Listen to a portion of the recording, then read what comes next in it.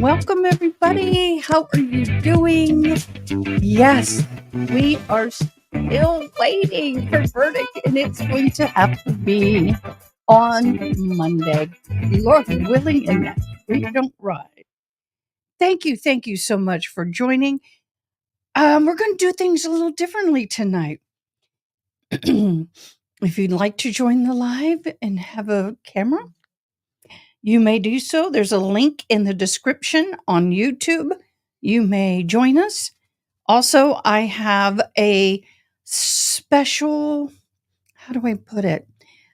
The StreamYard, which I use to produce these videos and lives, has a special giveaway thing that when you type in a special word, then at the end of the night, I get to draw a winner. Hello. Thanks for being first in chat. Alyssa, you are awesome.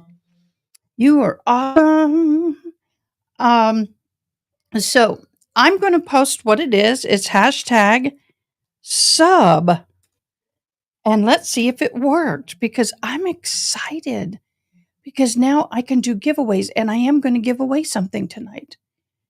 Ooh, let's see. I don't know where it is. There it is. Okay. I can't do it, but y'all can. So if this is your first time here with me, and Chinese, is that how you say it? Chinese? I'm bad at pronunciation. Welcome. We appreciate having you. If you subscribe to my channel yesterday or today, go ahead and in the comments put hashtag sub or subscribe. Chinese. Britta, hi. Welcome. Oh my gosh, we have a bunch of new people. If you subscribed, please put hashtag subscribed. Then what we're going to do is at the end of the night, we're going to do a drawing. Yeah. So I am excited. I am trying. Don't want to do that. We have some wonderful mods. Oh, thank you. We have some wonderful mods, and there we go. Uh-oh. And I don't know if they are able. There we go. We already have 3 entries. Woohoo! Okay, if you CG and Tex or Andrielle, are you able to be in the StreamYard? Oh, CG and Tex knows her. Good, wonderful. Well, we're going to do something else. I'm going to bring on Andrielle. So, Andrielle, I'm adding you to the stage. How are you, darling? I'm good. Yeah, Can you guys hear me? we can hear you good. How are you, love? Fine. Yeah, Yeah, just trying to figure out the StreamYard stuff. This is my first time doing it, so yeah. Advance apologies for all the mistakes. Well, Anyway, I'm learning the StreamYard teams as well. If you go into the actual StreamYard studio, streamyard.com, and log in, you should then be able to see what I see and be able to move things and do things. I'm in there. I'm in there. Wonderful. Why don't you see all these fabulous comments over here on the side? One from Chinese and Britta and Charisma. And see, Okay, click I on them. will. Let's Click see on one. here. I'm gonna do. Oh, wait. So, Yay! and let's see here. Oh, Brothers from Recovery Addict. Okay. Yes. Awesome. Yay. So, what we're going to do is you can pop up you can handle that tonight. Now, if you want to take it Okay. down and not have another one pop up, just click on the old one. And at the Okay. top it says hide current comment. You can just click on Like that. that. Wonderful. Yes. Yay. And I'm going to work all the picture stuff. So, Okay. okay. So, what we're going to do is anybody who'd like to call in, just like Miss Andrielle, go to the link in the subject. What is that description? I'm tired. Gosh, y'all, Yeah. 8 weeks, 9 weeks of doing this, basically from 8 a.m. to 4 p.m., and then every once a week or more, having it through 9, 10 o'clock at night. It gets to be a lot. I am so blessed to get to meet you, Charisma, again, and Britta and Chai. You are so awesome, and I really appreciate my fabulous team. Y'all are awesome. Ronnie, hi. Alyssa, I'm glad you joined us. Please share. I would really appreciate it. Tonight, I want you guys to ask questions. Please type them if you want to come on and let's have a fun discussion like we did on Recovery Addict. That would be fabulous. And right now, just so you know, we got 4 people in the drawing. I am so excited. But I'm going to share something with y'all real quick. And this is something that I saw The- I want to call it Twitter, but X. And oh my God, this is how I think the jury is feeling right now. Are you ready? We're ready. I think the fan in that courtroom has had enough. It has worked way too hard. That poor fan. Are y'all seeing it? I It think that looks. poor fan. I think that fan has just done its job. That Um, looks more like one of the fans at my house. I mean, well, yeah. I have a funny story to tell y'all about fans. Um, I had a fan, not fan. I was at church and it was so funny. We're sitting in church and it was my turn to do the announcements, and our air conditioner unit had given out on us and we had to get a new one. So, we needed to announce that the air conditioning may be a little bit different. It may be a little colder than we're used to because it was slowly dying. So what I did was I I got up. My pastor said he could have killed me until he realized what I was doing. So I got up there and I said, "Congregation, we have lost a member of our family. This member has worked feverishly behind the scenes in cold and no, I said in hot, but I went on and talked how faithful they were and how we all need to work as hard as that member did. And I said, we need to have a moment of silence. And everybody was waiting to find out who died. They thought somebody had died. And then I said, okay, everybody, I'm going to pray. Let's bow our heads. I said, Heavenly Father, we thank you for your faithful servant. We don't know what we're going to do without this faithful. I mean, I went on and I said, so Lord, we ask that you welcome the Blank Baptist Church air conditioning unit up into your loving arms. The church erupted in laughter. What? I didn't know what I was doing. Yeah, well, they did lose a very cool member of their congregation, so I mean,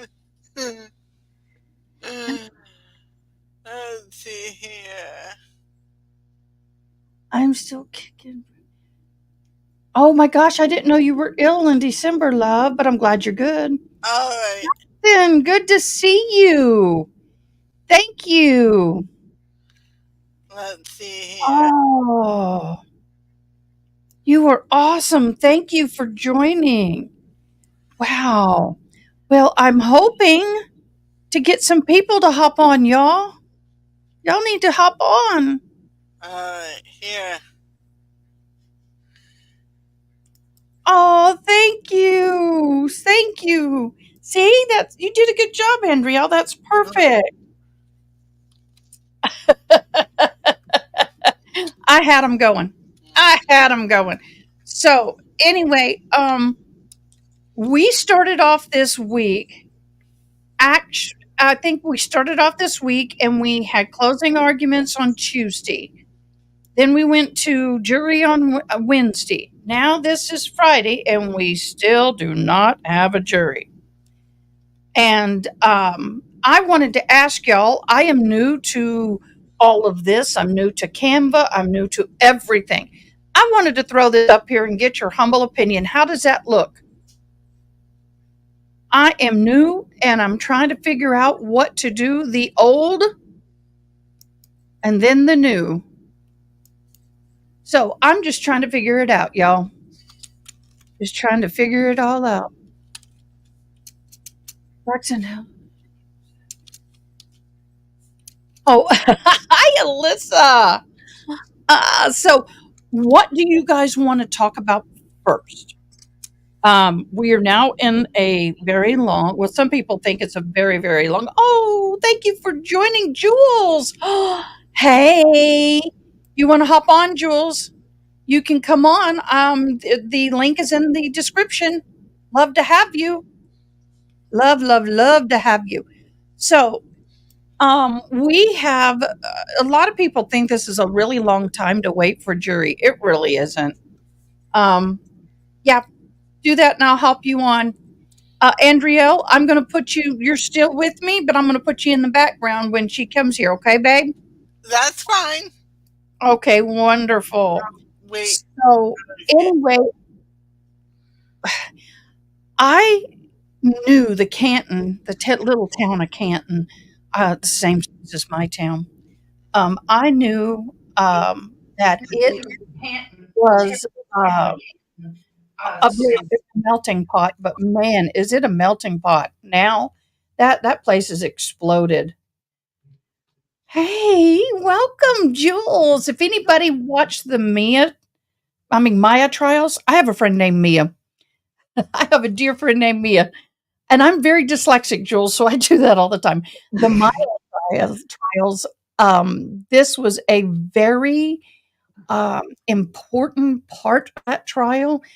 Jules was giving us all the update and behind the scenes. I know you're probably tired of hearing it, but Jules, you did a fabulous job, love.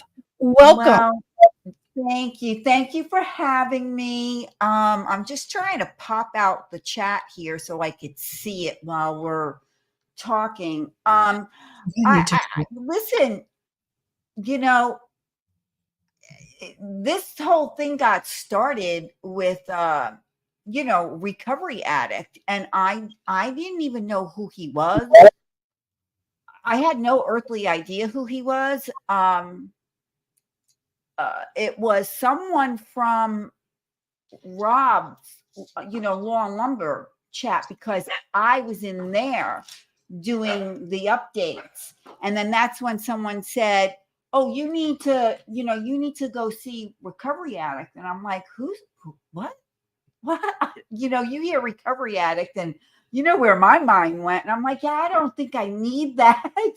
But I checked it out and then got the number and called him. And I said, listen, I was told I needed to call you. And that's how that whole thing started. And of course, then, you know how it ended, Yeah, I learned a valuable lesson, on that one. and that was? I learned a valuable lesson on that one. Like, stay low key. So when I go to Sarah Boone's, staying low key. Well, go to Sarah Boone, but I hope you'll help you copy me when you give information, please. Um, Oh, yeah, absolutely. I mean, I don't mind it at all. It's fun. I kind of like sharing the info, and especially if I could give it to people firsthand, the ones that aren't in the courtroom. It's a lot nicer um uh to hear it. And I got to meet a lot of cool people, a lot. So, it is what it is. So how did you get started? huh? How did you get started? Well, I lost my husband to prison, and we had he was a professional. He was a physician. I won't tell what he was doing, but um, I went through this as a wife, like the George Kelly trial. And I didn't know what he was doing. I had no idea. I just came home one day about 9 o'clock in the morning after dropping the kids off at mommy's day out in school to have police, sheriff, ICE, FBI, troopers, you name it, at my home. And that was the beginning of a 10-year nightmare. And so somebody told me that I needed to write a book. Well, I'm Mhm. dyslexic as they come, and writing is not my forte. Talking is. So I thought I would start a channel called Jail Widow, Wow, I like it. but it didn't get any attention. No? I had this is Ada K. Brown is my main channel. And so what I did was I said, well, I'm not good at this. I slowly bought all this equipment over a year so I would not be in debt. And Mhm. I did not know when I bought the Rodecaster Pro 2 that this was like the bomb. I just thought this is what everybody had because I saw what Recovery Addict had. I've been watching Emily D. Baker for years. In fact, Yeah. I saw her when she was um, premiering iPhones and standing in line for her iPhones. But I thought, okay, I think the best way for me to do this is I'm going to follow a trial. Now, I came Okay. in at the last day, verdict watch for Hannah Gutierrez. Oh, that's the first one you did? Uh huh. Wow. I just did the last day and a half. And then I did the George Kelly. Now, he was the first trial that I did, but I had almost no views. I did that trial because I live in Texas and we are a couple hours from the border, and my papa has a ranch closer to the border than I am now. And if you know where San Antonio is, I'm an hour north going towards El Paso. I don't And travel the much. problem is we have a lot of illegals up here, and I thought this is the perfect trial. I know a little bit about it. I'm going to try and do this. Well, I have questions Yes. because I covered that as well. Okay. Ask away. I I get why it ended in a hung jury, sort of, kind of, but I thought the guy was guilty of sin. My opinion. I mean, I read up on stuff, and I feel like he had uh, a thing when it came to immigrants. Um, I mean, I think he did it on purpose, and he Well, got away with murder. I know you're from Texas; you're not going to agree with that, but it's cool. once again, please understand, I look at both sides. When the Yeah, prosecution's up, I'm playing devil's advocate. When defense is up, I'm playing devil's advocate. right. It's not so much that I'm from Texas, but I'm also first responder, emergency Mm-hmm. services chaplain. I've been on the border. I went through training on the border. I've seen a lot of what they talked about. Mm-hmm. Okay. The thing that got me is number one, my grandpa was a rancher in Texas, and I know how they are when it comes to keeping the gun by the door, and then when they go to bed, they hang it up on the back door, they hang their clothes up. I get all that. That looked I'm a carbon copy of my grandparents' house. But the problem with that trial was the weapon that was used, and I have a license. Um, there that just doesn't compute with me, and the angle of the body and all of that. And it is not uncommon for ranchers, not everybody does it, to go out and fire some warning shots in the air. If anything, I felt the shot accidentally, but there was a point Mm-hmm. in the trial where someone made a comment, and I'm listening to this, and I went, aha, there was a lot of things wrong with the body. There was a lot of things that just didn't make sense for the scenario in which they were presenting. Now, he very well could have done it, but the way it was presented just didn't make sense to me. But the guy that was unalived, there was no weapons that were found. He Say that didn't again. have a weapon. The guy, I'm having speaker problems, aren't I? I mean, No, no, audio. you're fine. I'm deaf without Oh, my okay. hearing. You're fine. There were no weapons that were found. Do you know why? Because you're going to say that the other guy picked them up and took off with them. Well, because Yeah. what what I learned when I was doing my training, and I'm Yeah. just devil's advocate. What I learned when I was doing my training, sometimes they bicker, they get in a disagreement, and something happens, and someone gets shot. They whoever's around them will grab whatever is in their possession, that like whatever they're carrying, radio, guns, whatever, and they will run away. Now, he may not have had a gun, but the angle of the and I have several friends who are cops, and we talked about it. The scenario that makes more sense to me is that he was close standing on the ravine, and the guy, that testified was in the ravine. If he's Okay. climbing out and that guy shoots, that's gonna give that angle of entry and exit. It's gonna go in low and come out high. That was the biggest thing for me. If you took Okay. if you take out the angle in which the shot was, I could be in your shoes. Yeah, he very well could have done it. But the angle in which it entered, even if he was bent over, it would not have gone that way. So you bought his story that he fired his rifle in the air. I think it's plausible. 100% Okay. no. But I know I don't know much about guns, so yeah. Well, here's the thing. My papa's ranch, they've had people walking across with guns. My papa can take his gun, my grandpa who's deceased, would take his gun and shoot it in the air. He'd what was shoot the it in the reason air for with that? the coyotes. Hmm? Oh, to scare off the coyotes? Is that Right. why? Oh, okay. Okay. So if you shoot it in the air, you don't want a dead body on your property. But shooting the gun up in the air, more than likely, they're going to scatter. They're not going to stick around. They're going to get off that property quick. They don't want to see you. They don't want a confrontation. They want to get to where they're going, because when they deliver the goods, they get their money. Mm-hmm. What also bothered me was is he just said that they were going into the United States to work. But how many times have you been back and crossed the border? That is a huge risk to come across that many times. Um, well, I suppose. Listen, I'm not saying we don't have a problem. We do.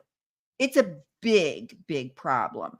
But we have a problem on both sides of the Do. fence, no pun intended.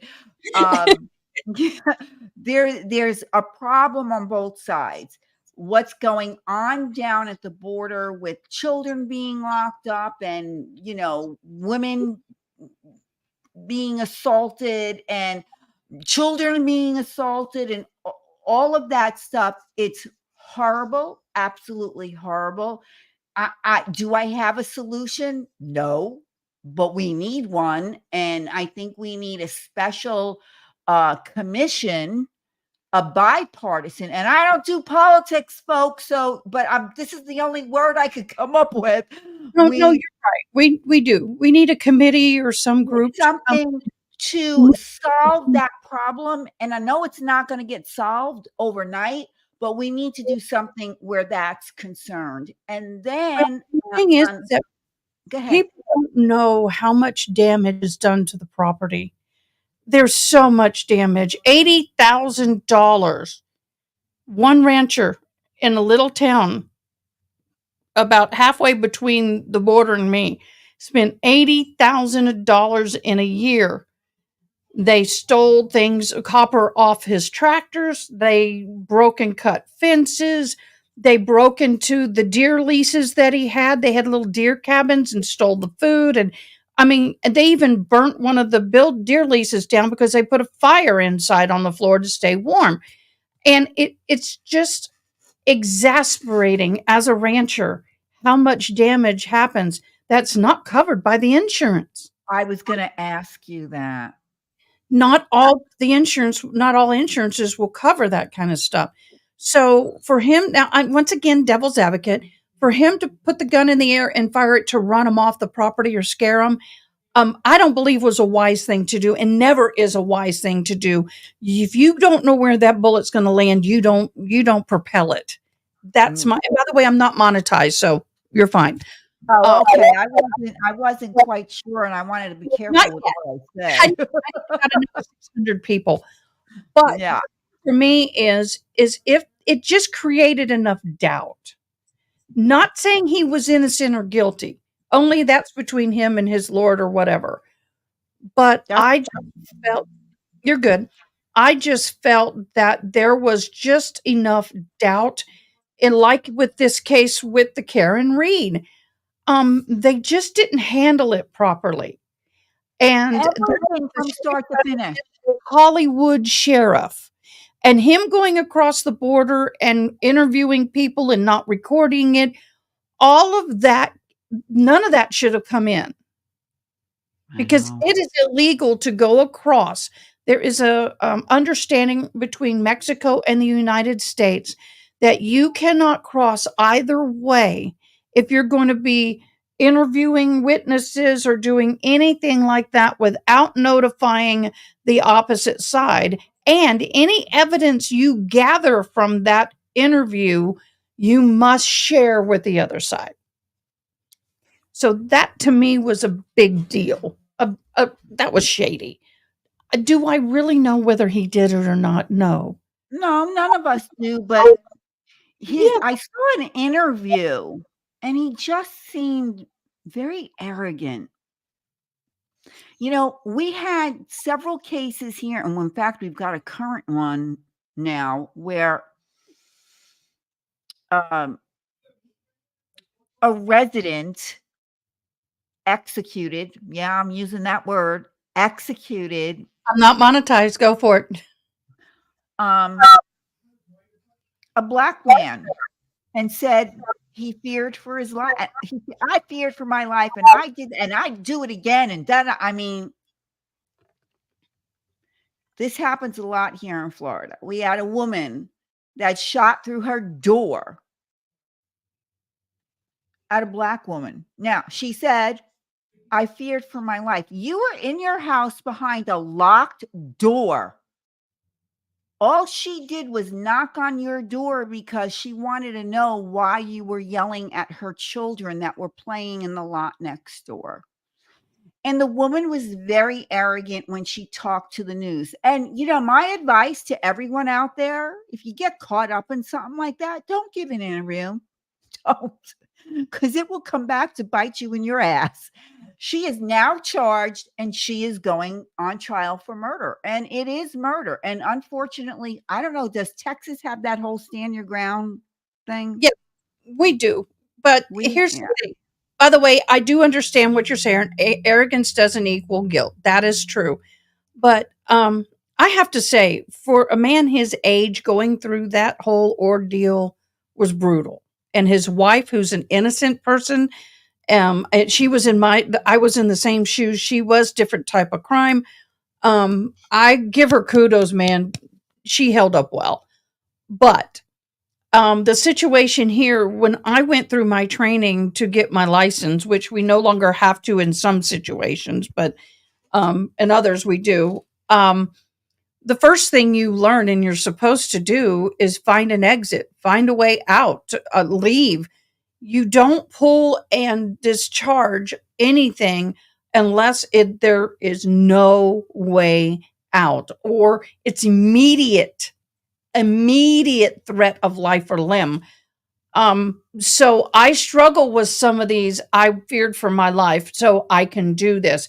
That doesn't work that way. No, it You doesn't. But it would seems more and more, but more and more people in Florida are using this excuse. The thing is that would a reasonable person in your shoes do the same thing? Um, did you hear of the popcorn toss murder trial that took place? Oh, I don't know, maybe about a year and a half, 2 years ago here in Oh, Florida. I attended that trial. We're talking a retired Pinellas County sheriff. He's in the movie theater. And I can't remember the names now because it's been so long. Man and woman go to have an Cindy. afternoon. Don't Oh, think Cindy, I am so sorry. It does not work. Cindy's son is, she stated, her son I is serving 10 for that. I I'm am so sorry. Yeah. Well, unfortunately, it's working here in Florida. This couple's in the movie theater, and they left a child at home with the sitter, and the man's on his cell phone. The movie hasn't even started yet. Okay, it's still the previews and all that. So the guy behind him tells him, "Get off your phone." And he turns around and he said, "I'm checking on my child. I don't care. Get off your phone." So he stood up and turned around, and they had some angry words. And the retired uh, Pinellas County sheriff guy had a popcorn in his hand. So the guy went and he went like that, and it's caught on camera, and the popcorn tossed everywhere. So the guy reaches into his pocket, took out a gun, and killed him right then and there in the movie theater. And then said, "I was afraid for my life," because he tossed your popcorn out of your hand. no, You no. were He was You found not guilty. and he He was was not found guilty. he was found not guilty. Yeah, well, Yeah. that was concerning me about this trial. I just, Karen, we Karen can Reed? agree to disagree on the trial with George Kelly. However, if there's doubt, any doubt, you can't. I understand why George Kelly got hung, a hung jury. I get it. But I just cannot. I'm trying to find a way to put this. You're not I monetized. Go ahead and say it. well, it's not just that, but it's bullshit. I'm sorry. It is because a lot of people that's what's so wonderful about this media that we have. Now the world is seeing these cases. Now the world is seeing what's going on in the courtroom. So we have not only the jury of 12 or 14 or 18, but you have the community as a jury now. And that is what's so hard because we're seeing all of the stuff that the actual jury is not seeing. In this case, I tried very hard not to see all of it, but in what we do, you just can't avoid some of it. Um, no, you can't. And see, the internet is a dangerous tool. It's dangerous. Um, and I don't even have to tell you guys the reason why it can be so dangerous, but it is dangerous. But on the flip side, because of the internet, we're able to get so much information in real time that we weren't able to do, 20 years ago. Mhm. And mainstream media didn't carry a lot of the, unless it was in your local town, then your local stations. If something happened in your local town, you'd hear it on your local news or in your local newspaper. But now, because we are, uh, uh, everybody relies on social media, nothing gets by anybody. So it's a great thing, but it could be a bad thing. Yeah, it is. And one thing I've been doing is I'll pop it up real quick. I think it's important to do is this is the reason why we're here. Right here. Yes. This man. Yeah. Mm-hmm. And I spoke this afternoon and made it very clear that in the end, he is the victim. I'm sorry, Jim McCade, you're not a victim in the sense that this man is. You haven't lost your life. Your family hasn't lost your life, your children's life, the marriage, the weddings, the babies, the grandkids. You haven't lost any of that. No. No. And I'm with you. I want justice for him, but I want it by way of the truth. Mm-hmm. I don't want it. Listen, I started out as, I don't know if she's guilty. I don't know if she's not guilty. I have to wait and see what's going on. Then in the beginning, I'm thinking, could this have just been a horrible drunken accident? This is before the trial started. Okay. I did not hear, I'm just going by social media reports.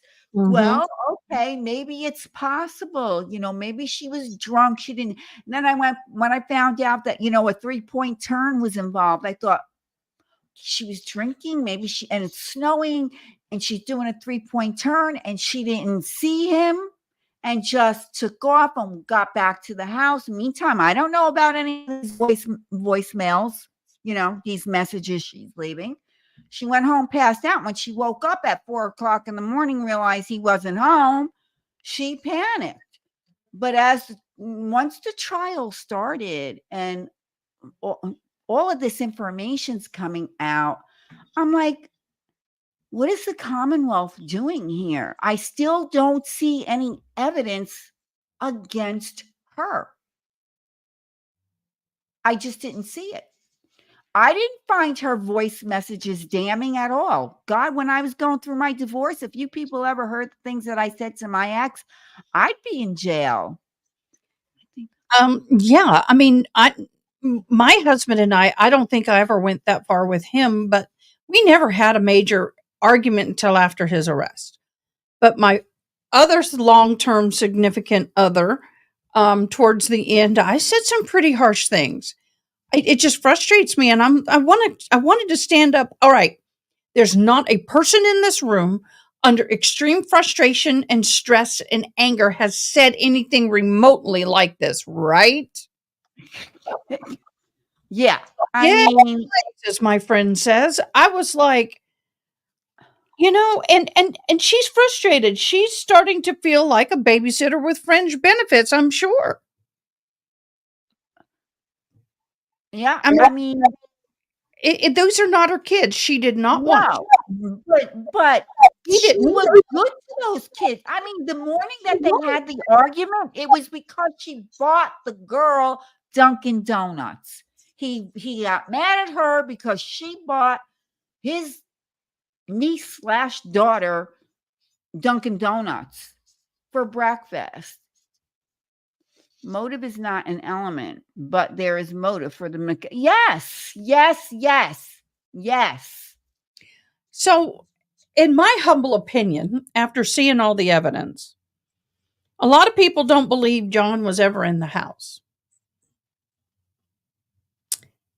But why did the son Colin downstairs or away from the police when they arrived?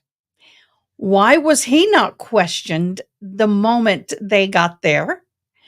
Why then, when you sell a house that you state that you're going to have, you pulled up the entire floor? Now, I've been on some real bloody crime scenes. I'm talking walls, I'm talking meth houses that have exploded with, Wow. I know what it does to concrete.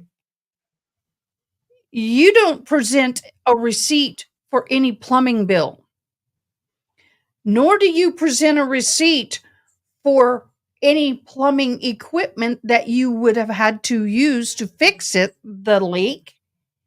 If that was true, I want to see the receipt, baby, right here. Same thing with rehoming Chloe. You didn't offer up where she's at. This protection program, my dear. She'll be back when this is over. No, kidding. I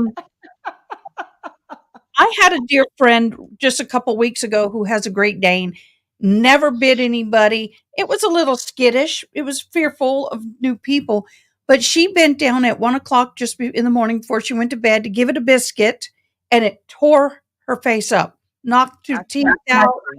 This part of her nose came halfway taken off. Really bad. She had to be sent to San Antonio to get stitched up and plastic surgery and all. That dog, well, they tested it for rabies. So you have a dog that has bit more than one person, multiple dogs.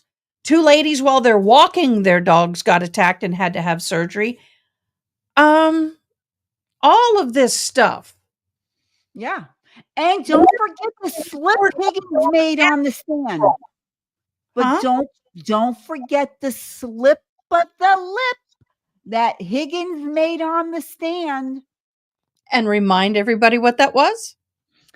That was a tall guy with dark hair came into the house. Oops.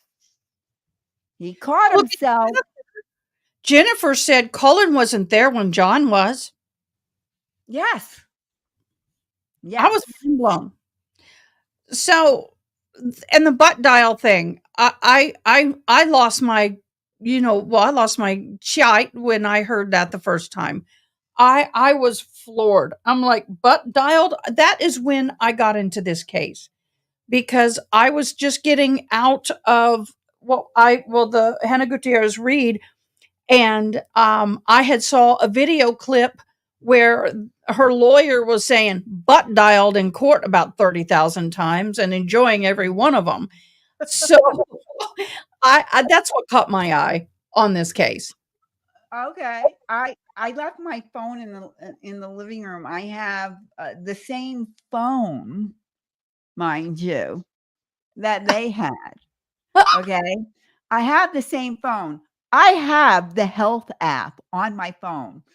I did I got not that. You did this. But I was, doing the thing.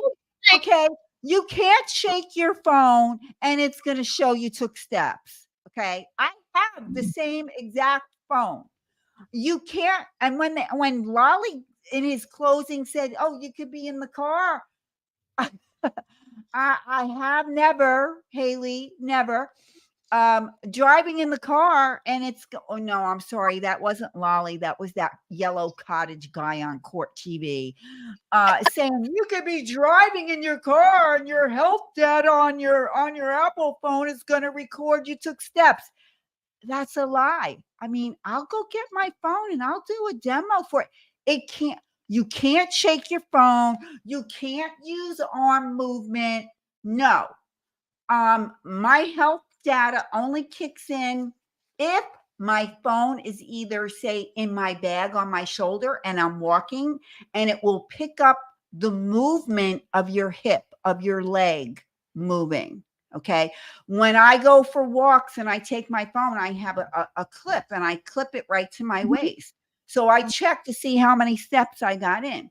But doing this or throwing it on the front seat of your car, drive, no. So somebody explain those 86 steps, elevated steps. Explain that to me. Well, somebody just asked who was the other witness that accidentally said John came in. Higgins said a tall, dark-haired. Ben McCabe said under extreme duress that no, Colin was not there when John was. And then she goes in this, but our family. She was emotional and started crying. Why? Because she knew she done screwed up. Yeah, exactly. And also the Nagels, Julie Nagel's brother, when he pulled up, waiting for her to come out, he said John was not out there. He saw the SUV. He saw a woman with long hair in there by herself, and he did not see John. So where was John? Well, the thing is you've got all these people who said they saw the car. You've got these people who said they saw it from the house. You saw people that were parked behind them, and nobody could remember where Higgins' vehicle was parked. And when Higgins got on the stand, said, I was parked in front of the mailbox. If you look at the GPS little arrow dots that the defense used to show her car coming up and then backing the phone movement of John, you see the car come straight and goes around. You see a swerve in the dotted line. That proves that vehicle was there when she pulled up. When you look, I'll pull it up. I got it. No, I was just reading Gerald's comment. Who? Gerald. Who's Gerald? He's in your chat. He says John O'Keefe was weirdo. His mother, you can see why. Take your shoes off. Aha, what kind of man does that? The mother has ruined the family. Look at the poor father, Mr. O'Keefe, that witch. Okay, let's get something straight right now. I'm not here to bash Mrs. or Mr. O'Keefe. Okay. What I'm saying is I don't even see that in the chat. It's there. I'm looking at it. Cindy, I put the timestamp on it. Up. It's been deleted now. It's gone. Thank you, mods. Yeah, I think a mod got it. Okay. You know, I'm not gonna listen. When I was growing up, my mother. Do you remember those plastic runners? Say that again. Do you remember those plastic runners that you put on your carpet? And yeah, my mother had them everywhere. Okay. We couldn't come in the house unless our shoes were off. We had to make sure we walked on those plastic runners. I mean, I even grew up with plastic on the damn sofa. I did that to my kids. Take your shoes off because, growing up, I'm from Jersey. I'm not from Florida. I'm from Jersey. And when we moved down to South Jersey, everything is sandy there. So I used to make my kids take their shoes off when they came in because I was tired of the sand. I don't think there's anything unusual about that. Oh, thank you, CG. Thank you so much. Yeah, I don't have a problem with that. But here's once again, I came into this case really not knowing anything.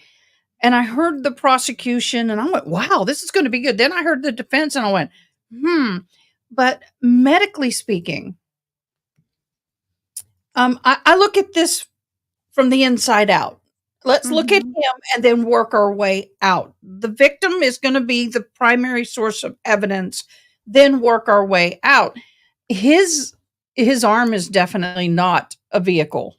No. I thought, well, at first, I really hadn't seen the picture, but for a nanosecond for the first time, then they pull out this glass. And I thought, aha, if he's like this and somebody is trying to hit him with the glass, because I thought maybe they hit him on the back of the head, a glass can cause those injuries with enough impact force. And these Sure. men are strong. Especially a rocks glass, the bottom of a rocks glass is very thick. Yeah. So I thought maybe this was glass cuts because glass pokes and scratches.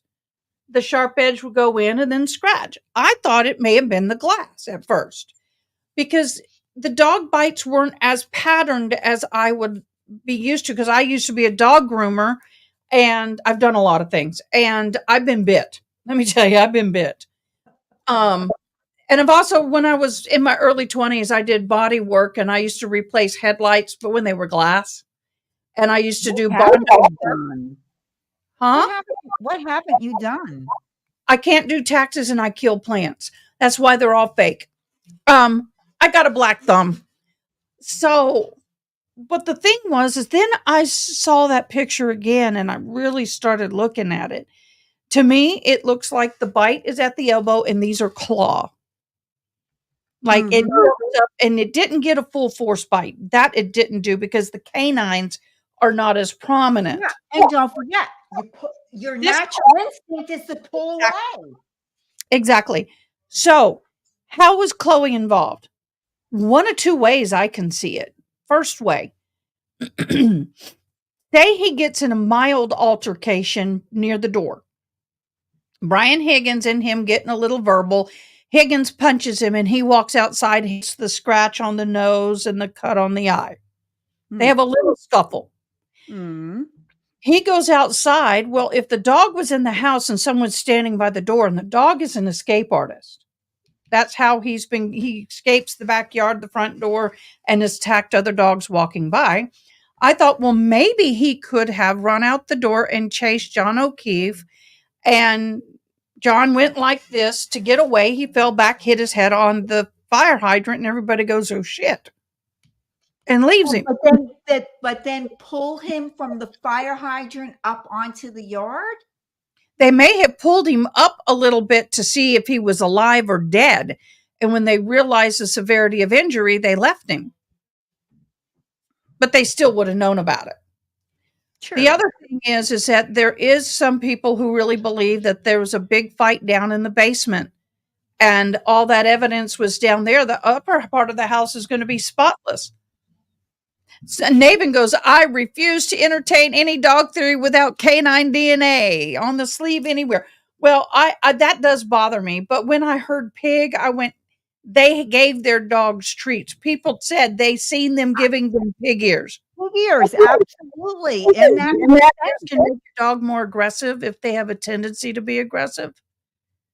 If mm, they can, it's been scientifically proven. It's some of them, it's the chemicals that they mix into the ears to dry it out and to do some dogs, not all, but some dogs can become more aggressive. But maybe. I I think the reason why I'm going with the basement theory is because your first theory is good, but I'm going with the basement theory, and they took him out of the house way later because Lucky the plow driver made those sweeps 3 times. And I'm sorry, I believe the man when he said, I did not see a body on that property. I believe that grew up in Jersey. We had a lot of snow plows. Okay. Lived in Buffalo, did 3 winters in Buffalo. Horrendous. Okay. I won't. Those snow plows with those lights, they light everything up. There is no way. I believe that man. And that's why I'm saying he died in the basement. And when everybody, and then all of a sudden he said that Ford, that Jeep, whatever the hell it was, the Ford Edge, was parked on the street, which was very unusual. So why was the Ford Edge parked on the street at 2:30 in the morning when it wasn't parked on the street at midnight? It was in the driveway. Exactly. There's a gentleman who did a DEA agent, Sean McDraw. I don't know if you've seen his video, but one of the things he said is that there is or was a report, which they couldn't bring up in trial, that a tow truck driver, not Lucky, drove by. Was the plow. He wasn't the tow truck. Excuse me. I don't have plows. I'm thinking big truck, tow truck. Plow driver. He drove by there and said he saw a body laying out in the yard, and he called the dispatch for the plow driving, and that because that's what you're supposed to do, and they're supposed to call 911. No calls were ever made. Then he testified under there's some kind of a sworn statement to this, that he was told by the boss of the company that if he ever told anybody about this, he'd lose his job. Well, the problem with it is who owned the plow service? A police officer. Worked for the DPW, which is the county. I don't believe it wasn't. It's not the county. This is what do you know that county hires out other plow drivers? But he specifically says he worked for the DPW, Department of Works. Yeah, I'm not talking about Lucky. This is another person. Oh. But then why would the other guy be down the route that was Lucky's route? Do you know how they said that there's streets that go along, and Lucky may have had this route and he's driving near there? He may have gone down there to turn around. I don't know. But what was in the report was I didn't see it. So you saw it. You saw you can find it again online. It's down. Well, when you saw it, did you find it credible? I felt it might be. I took notes from it. So let me read you what I saw. In it, it says the gentleman got back into the barn, or, where they have all the equipment. And he said, "Hey, what happened to the pedestrian down in the snow on Fairview?" Because he called in pedestrian down on Fairview. And he goes, "If you ever tell that story again, you'll never have a job with me and you will never work here in this town again." Did he give a time when he saw it? Like what time? It was so early I didn't know to write it down. But the person who owns that company is either PD or family of PD. Now, this is a conspiracy. Okay, that's what some people think. But my point is that there is a lot of evidence that did not get brought in. And that's frustrating to me. But one of the things is that the theory that one of the things that came out in court, but not fully, was Brian Higgins signed a proper agreement with the FBI. And it says, and with the U.S. attorney, and it was over the cell phone data, the cell phone being destroyed and the SIM card being destroyed. And also, it was destroyed and it was given to him by Michael Morrison, the DA. And he also, Morrissey, Morrissey. Morrissey's the one that told both Higgins and Brian Albert to get rid of their phone. Why is that not a big deal? Well, listen, the feds and the Department of Justice, their investigation is still ongoing. So, then why did they turn all the evidence over if it's still going? Are they just trying to see what happens with this trial? I think so. I think they're waiting because Michael Proctor testifying just signed his own death warrant. Yeah, think? If I was his lawyer, I would say, hell no, you're not testifying. And if you are, I'm done. I'm not going to be your lawyer no more. His lawyer was sitting in the courtroom when he was on the stand. Yeah. You know what I did when I saw all that? This was my expression. I was blown. Yeah. Yeah. And his lawyer not once got up and said, "Excuse me, I need to talk to my client." So I don't know. I don't know. There was stuff that was allowed in that I thought was completely immaterial, should never have been brought in. There's other stuff that should have been brought in that wasn't brought in. There was witnesses that Lally could have cut half of those witnesses out. We didn't need the McCabe's. We didn't need the Alberts. We didn't need the Nagel. We didn't need the sisters from Aruba. We had 73 witnesses. It's crazy. For the defense. Yeah, exactly. And the thing of it is that the more Lally did this, the more he was putting on a defense case instead of a prosecution case. I said all along from day one, as soon as he started with the witnesses, by the end of day one, I said, he is too busy defending the defense and not presenting his case. He did not present a case and say, she did it. This is her fault. You know what I'm saying? It was more, oh no, they're wrong. They're wrong. They're wrong. Well, how many people do we need to sit there and say, and what time did it start snowing? Just get a freaking weatherman and get him on and get him off, and everybody else shut up. Yeah. Who reported the weather on their local news that evening? You pull that person in. You know, you don't even have to do that. Just go on your app and pull it. You could, but I would rather have a real live person personally. Oh, that's just me. But Lally,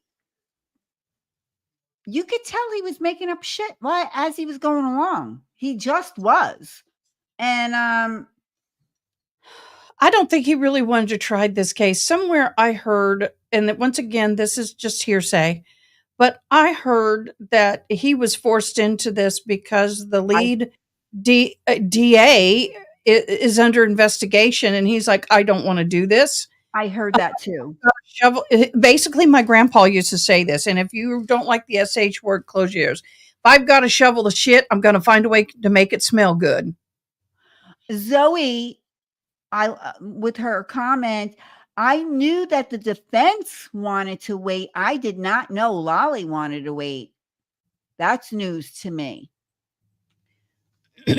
I didn't know enough back then to know.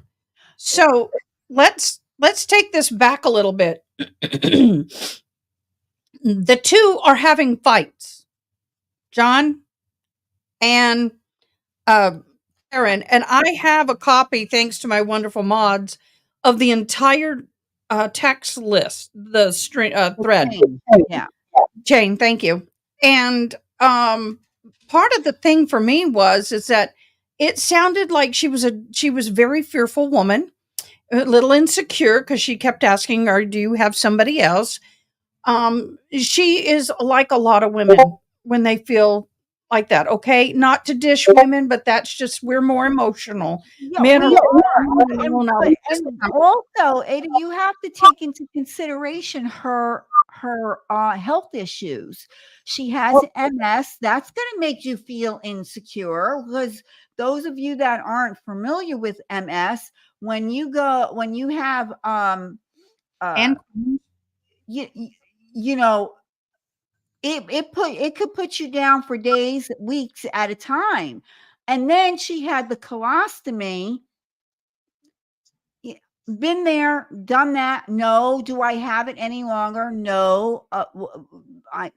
Thankfully, my surgeon was able to correct it, but I have. Uh, well, my cousin passed away, but he had to live with one for almost 15 years. I had another cousin that gave birth to a little girl that did not have an anus or rectum. So she was not able to get corrective surgery until she was 15 years old.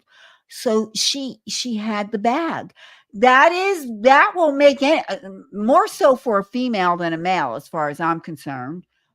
Anybody insecure within themselves.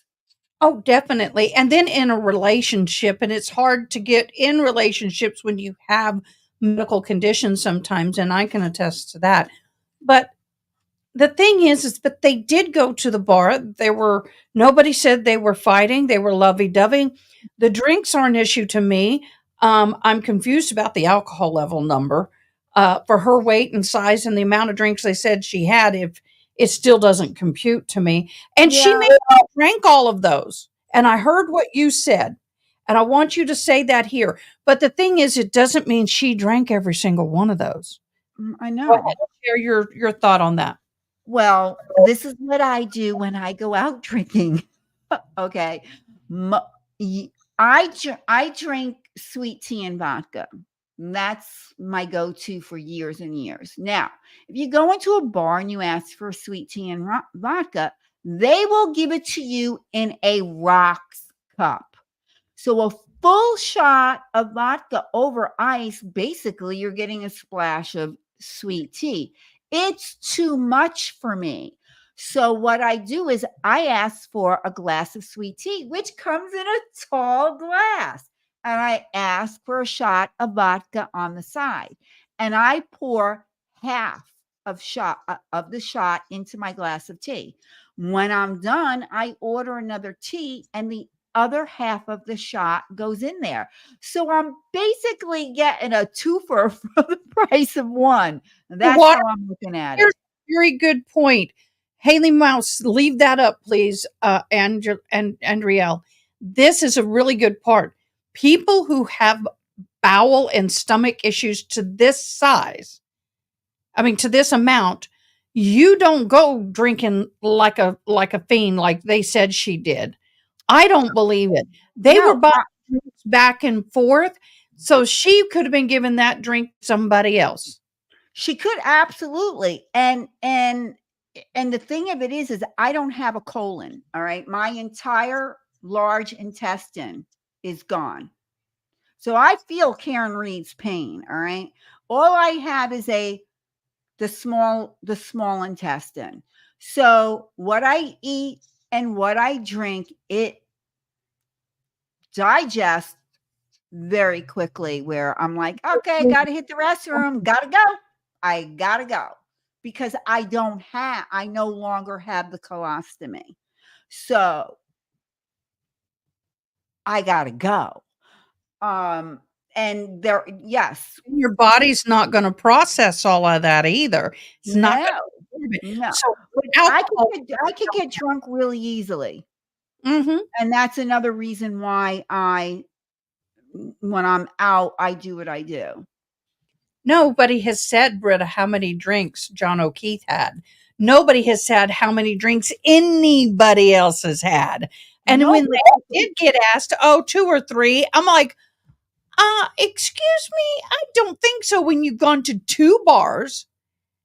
I don't think you've only had 2 drinks. And they were talking about John O'Keefe walking out with that glass. I said in that video they showed, one of the videos they showed, he walked out with the bottle. Yeah. And the video was AI who proved it. Oh, wow, I never thought about that. Jules, I don't mean to be old, but then I'm you answering now. Oh, But oh, okay. had if You I had Kristen, if I had my purse in here with me, I would take out I carry the napkin with me.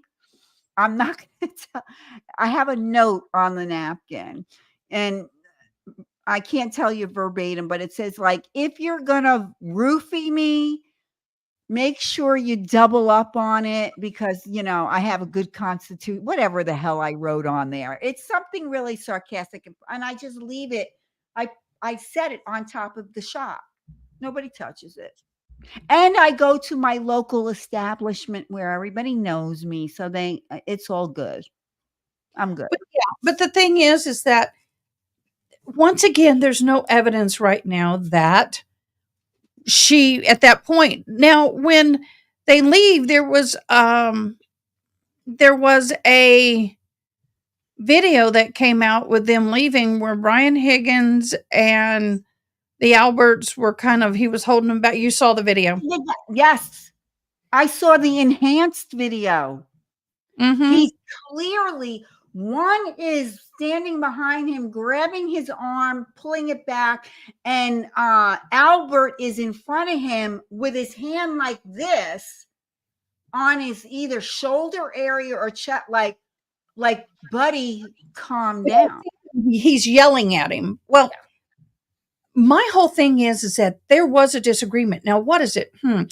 Maybe the fact that she kissed Higgins. I wonder.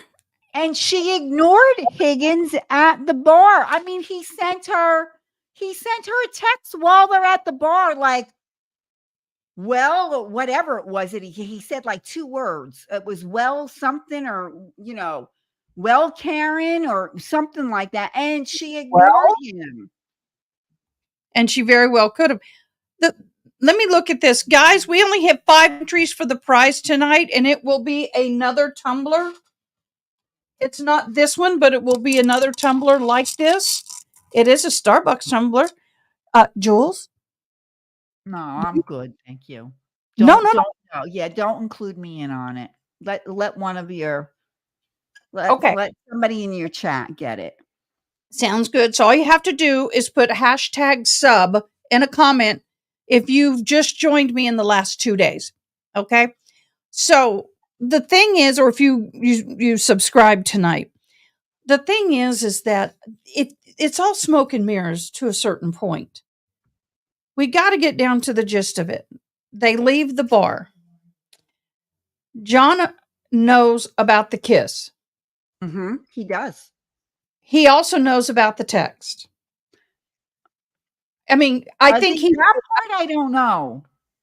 Well, what I mean by that is he knows that there's a communication between the two, and there was an intimate moment. And I think that may have been retribution for what she thought may have happened out in Aruba, because she brought that up in one of her texts, about him kind of being a perv. So the thing for me is I think if anything happened, he and McCabe got in a fight over Karen. I think that John confronted Higgins in the Alberts house about, hey, you MFer, what are you doing going after my girl? Exactly. They're all drunk. Yeah. Now, I do. we talked about the head injuries. If they're downstairs, they get in a fight, somebody picks out a dumbbell and hits them in the head, definitely will create the injuries, instantly incapacitated. Now, in this person's this person that dove into this case said that there was a friend of the Alberts who talked to somebody, gave a statement that, and one of the Alberts, i.e., Brian Albert Sr., that he told him what had happened.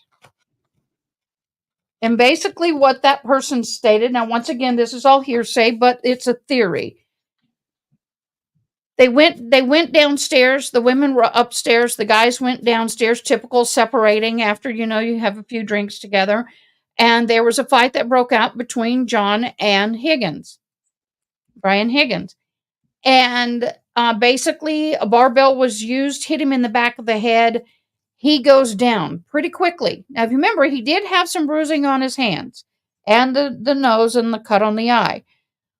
Well, they went, well, he's out, and they left him for 20 minutes or so. Well, let's talk about the brain. It's going to start swelling, and it gets to the point to where you throw up. And that's what happened. He threw up there. And then they went back downstairs, and he started convulsing, and he threw up, because when you have brain injury, you can have seizures and all of that. And so they're stating that it was then they hauled him out the back barn door, cellar door thing, went around the side of the house, but the dog somehow was downstairs with them when the fight happened, and he got bit during the fight. Because dogs will attack when their owners are in a fight. And they put him out in the snow so that when the plow came through, that they think he got hit by a plow. That was somebody else's theory. What's your thought? I'm gonna throw this out there. Do you think he actually died inside the house? Because this is what I'm thinking. I'm thinking they were all drunk. They got into a fight and they threw him out. At some point, they threw him outside, and then the blizzard came. Mm-hmm. I don't know. I'm not saying no to you. I'm looking at some of the comments. I don't know. I really don't know. We're never going to know the truth. You do know that, right?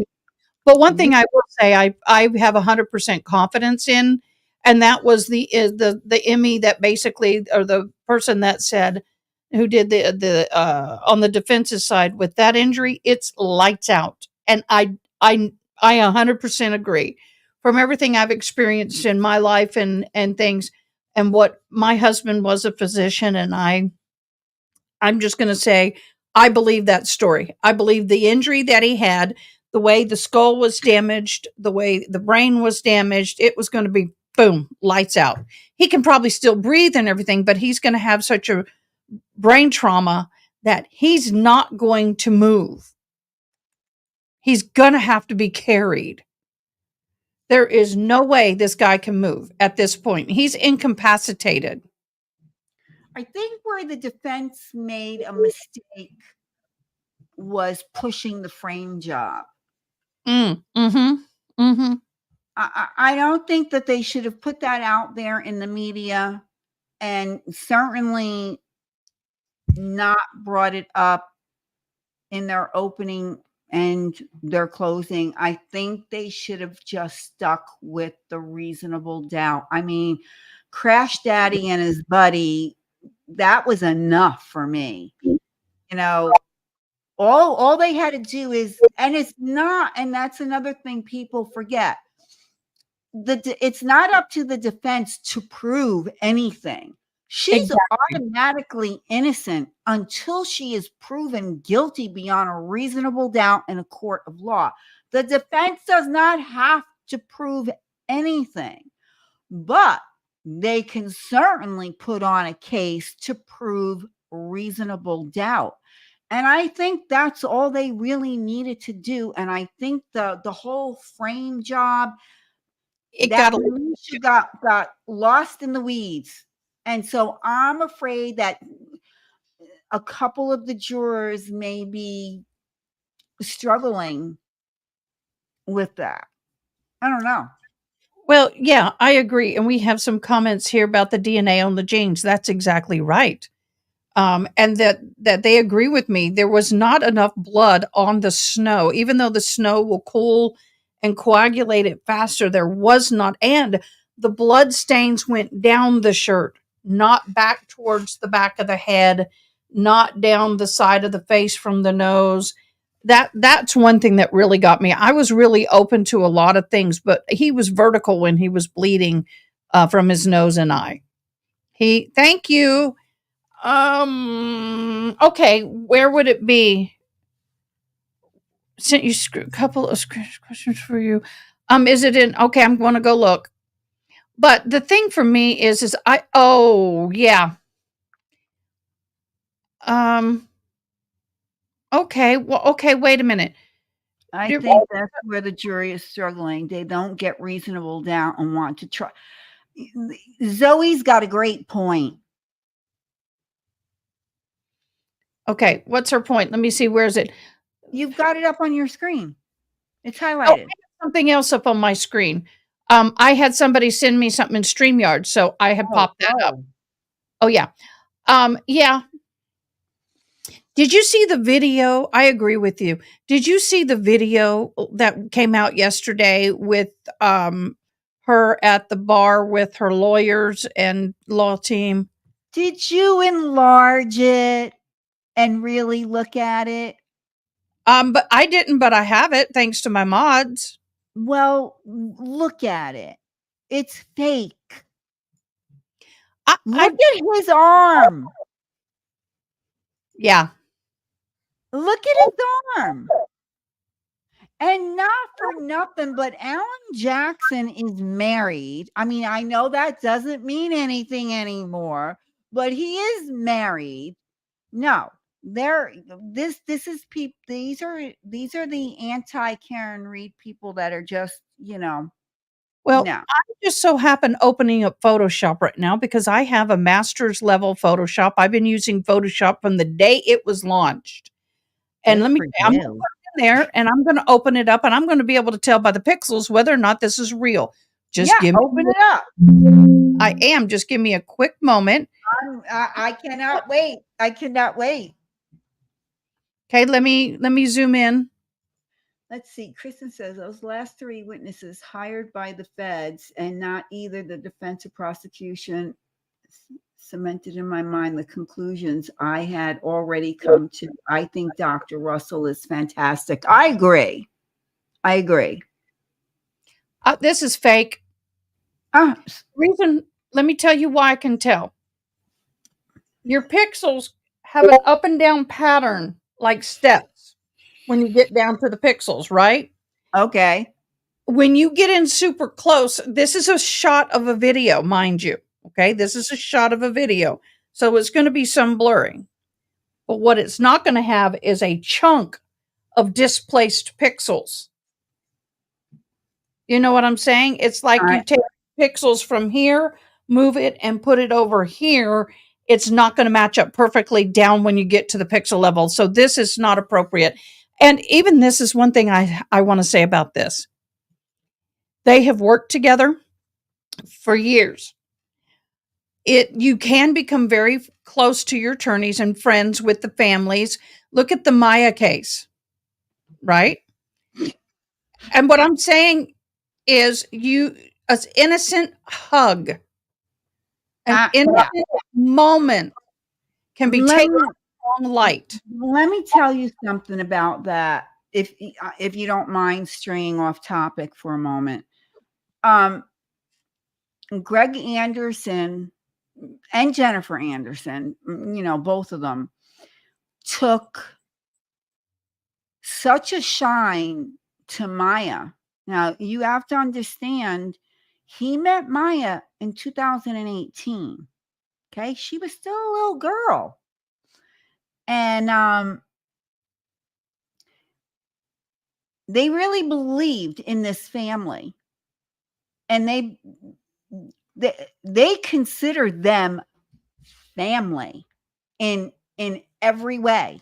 Okay. And they believed in them to the point where, and I know that you already know the story, they sold their home. They downsized. They sold their home and they bought a smaller home to fund this trial, 53 summary judgments. That's not something you don't see that in a trial. You just don't see 53 summary judgments. Um, uh, they went over and above, and they are still very, very close. I spoke with Jack just a few days ago. During the trial, Greg's mom passed away. And Remember, Judge Carroll gave him the opportunity. We can stop for. He's like, no, we're going to go on. Well, just a few weeks ago, he finally was able to have a celebration of life for his mom. And Jack and the kids, everyone was invited. I mean, they have a very unusual relationship, a client attorney relationship, because of the amount of years they've been working together since 2018. And so yeah,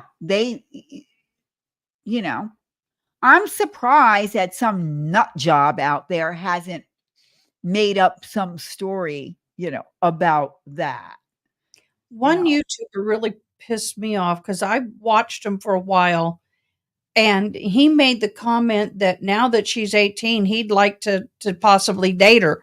And I disconnected. I stopped watching. I refused to watch it. I think that's just, and he I was, know who what? you're talking about. I know And who you're talking about. that Yeah. pissed me off. It pissed a lot of people off. Well, It yeah, pissed a lot of people but off. he still has 170,000 subscribers. But quality over quantity. I tell people that a lot. She has a boyfriend, folks.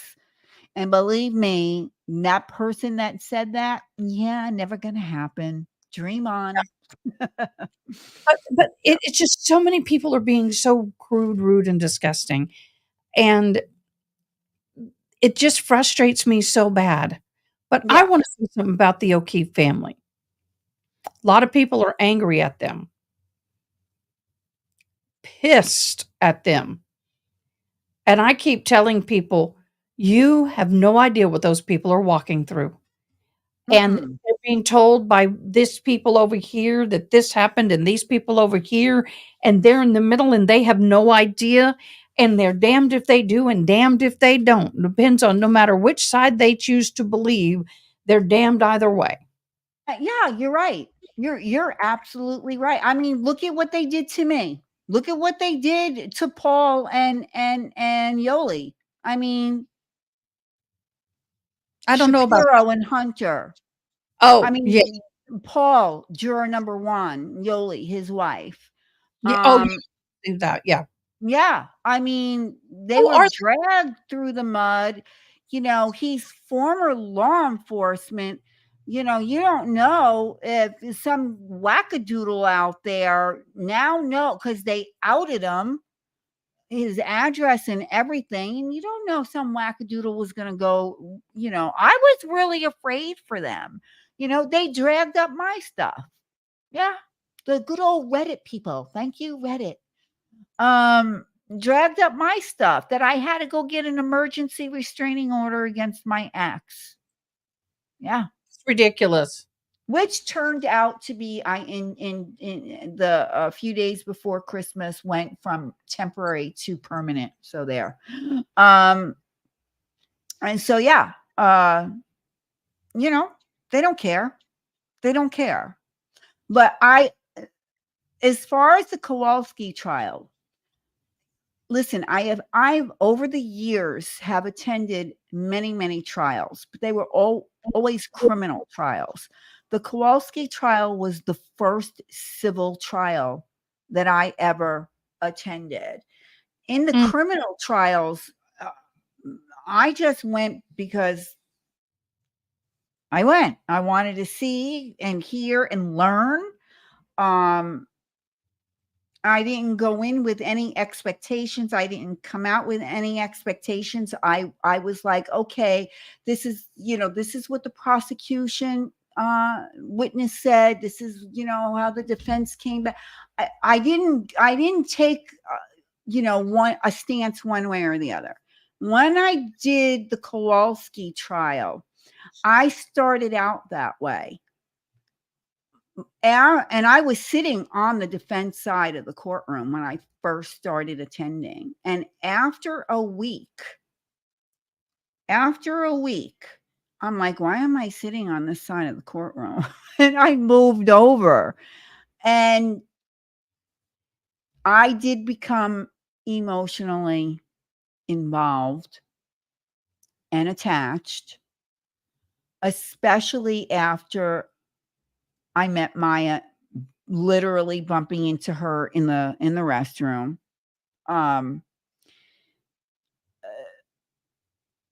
Should I have? In hindsight, that was a bad idea, because it could have. It did not, but Hunter and Shapiro really post-trial tried to make it a thing. Could it have hurt them? It certainly could have. Thank God it didn't. But I did learn a valuable lesson to keep my distance. We got to keep our emotional. I've had to learn that as a chaplain, because I'm sitting there seeing families suffer, and I want to come in and rescue and be and you really have to keep that barrier there if you're going to do any good for them. And that's hard. We have a question. Sure. If there is a hung jury, could the FBI go forward? Is it likely? If so, if the FBI case goes forward, could they offer Proctor, Higgins, or any of the plethora of McAlberts in the know of what had happened that night judicial immunity or physical protection to testify? That's yes, yes, yes, and yes. It's a yes on everything. They could. Will they? Let's break it down for the question. Maya was just as cut and dry as yeah. If it's a hung jury, I don't think the feds will move forward until Morrissey makes the decision if they're going to, thank you here for the hearsay, until Morrissey makes the decision if they're going to go for a retrial. Because I do not think the feds will move until that comes out. Now, here's the thing Morrissey has to be really careful of. He's under investigation too. Okay, now I don't know anything about this. Once again, remember, I come in like a juror. What the hell is going on with Morrissey? Teach me. Let me know. Educate me, please. He's the district attorney. And he is under investigation for I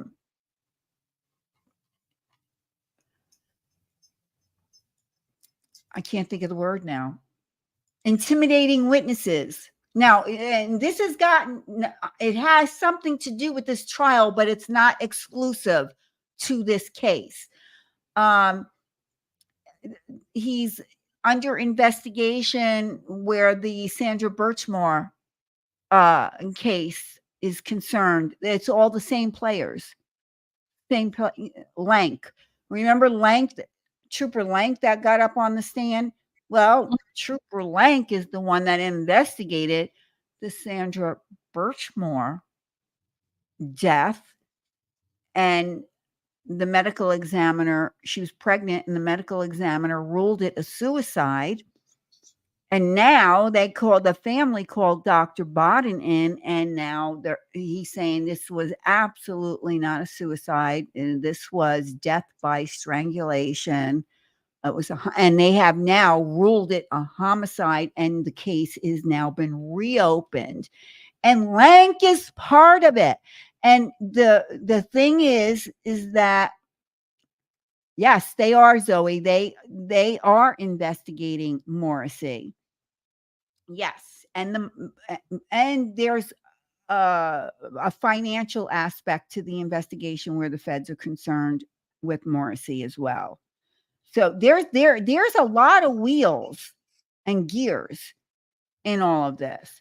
But with Sandra Birchmar, they're saying that 3 of the officers from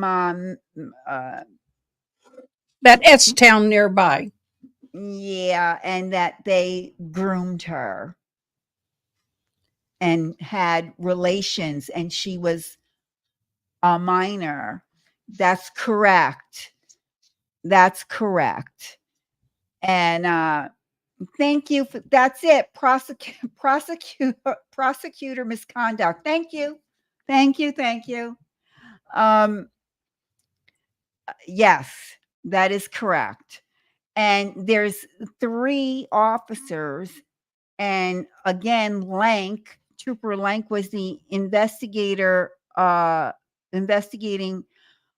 officer that investigated this crime, and they're saying he's covered up for the other 3.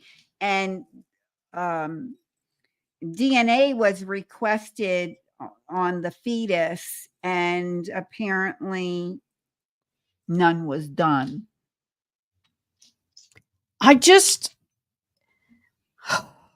it just gets to the point where you just go, what the living. How is it in Texas when it comes to your judges? Holy crap. What happened? I just did a big crunch on the inside of my cheek. Oh, I hate when that happens. Oh, I hate when that happens. Yeah. I know, baby. Let's go. I'm surprised you don't have tears coming out of your eyes. That sucks when that happens. Whoa. I got to tell you, I'm tasting that one. Okay, so tell me, what was it about Texas? Your judges. Are your judges appointed, or do you vote for your judges? Because here in Florida, we vote for our judges. Most of them are voted depending on the level in which they are. In Massachusetts, they're appointed, and they're appointed for life. So Judge Bev was appointed to the bench, and she has it until age 70. And then if she wishes to retire at age 70, this is her last criminal. She's going civil. Well, yeah. Isn't it? Don't you find it odd, though? She was going civil prior to this, but then all of a sudden, oh, I'll take this one before I go. Come on. I can't stand her. She every day comes up. Now, Jury. And the flipping of the glasses, I want to break her hand. As somebody who's now deaf, I'm super visual. That's so distracting. Oh God, this is going to be distracting. Drink some water. Oh, I already did. It's just, I just now, you know how it swells and you just feel it. But the thing for me is that I'm really, how do I put this?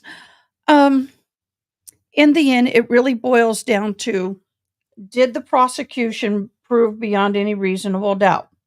Not in my opinion, no. Provide any doubt? They did. Yeah. So why is it that, oh snap, why is it, okay, and I'm going to start going to school this fall for criminal justice. Good for you. I'm thinking about, I'm 53 years old. I might be 90, but I may become a lawyer and work with the deaf community that don't have anyone who can sign and provide that access for the deaf community. Good for you. Why is it that they have the second-degree manslaughter and then they have the choice of lessers? That to me is taking multiple bites out of one apple that you shouldn't get. Well, yeah. Now, the original charge when they first charged her was those lessers. those lessers was her original charge. And then they had the secret grand jury where the McAlberts and everybody went and did their little secret testimony. And then the next thing you know, she was charged with second degree murder, and they left the other charges on the table.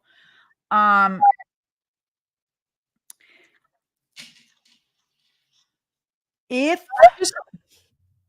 she is found not guilty on the second degree, but is found guilty on the lessers, she can still, if I remember correctly, a minimum of 15 years on those.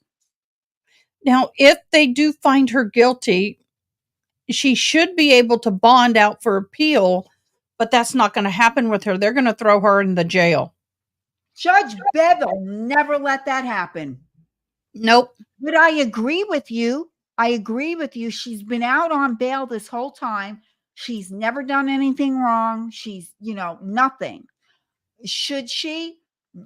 I would think so. But this is my prediction.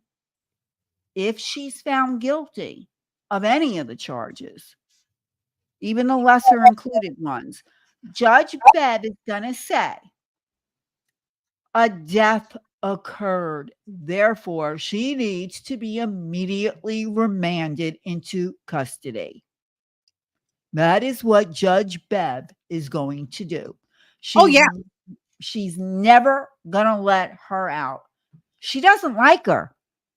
And she proved that. Was it yesterday? Yeah, it was yesterday. When she kind of Excuse me, Miss Reed. Is it funny? I love when she gets good morning. So, good morning. Good morning, Miss Reed. She doesn't like her.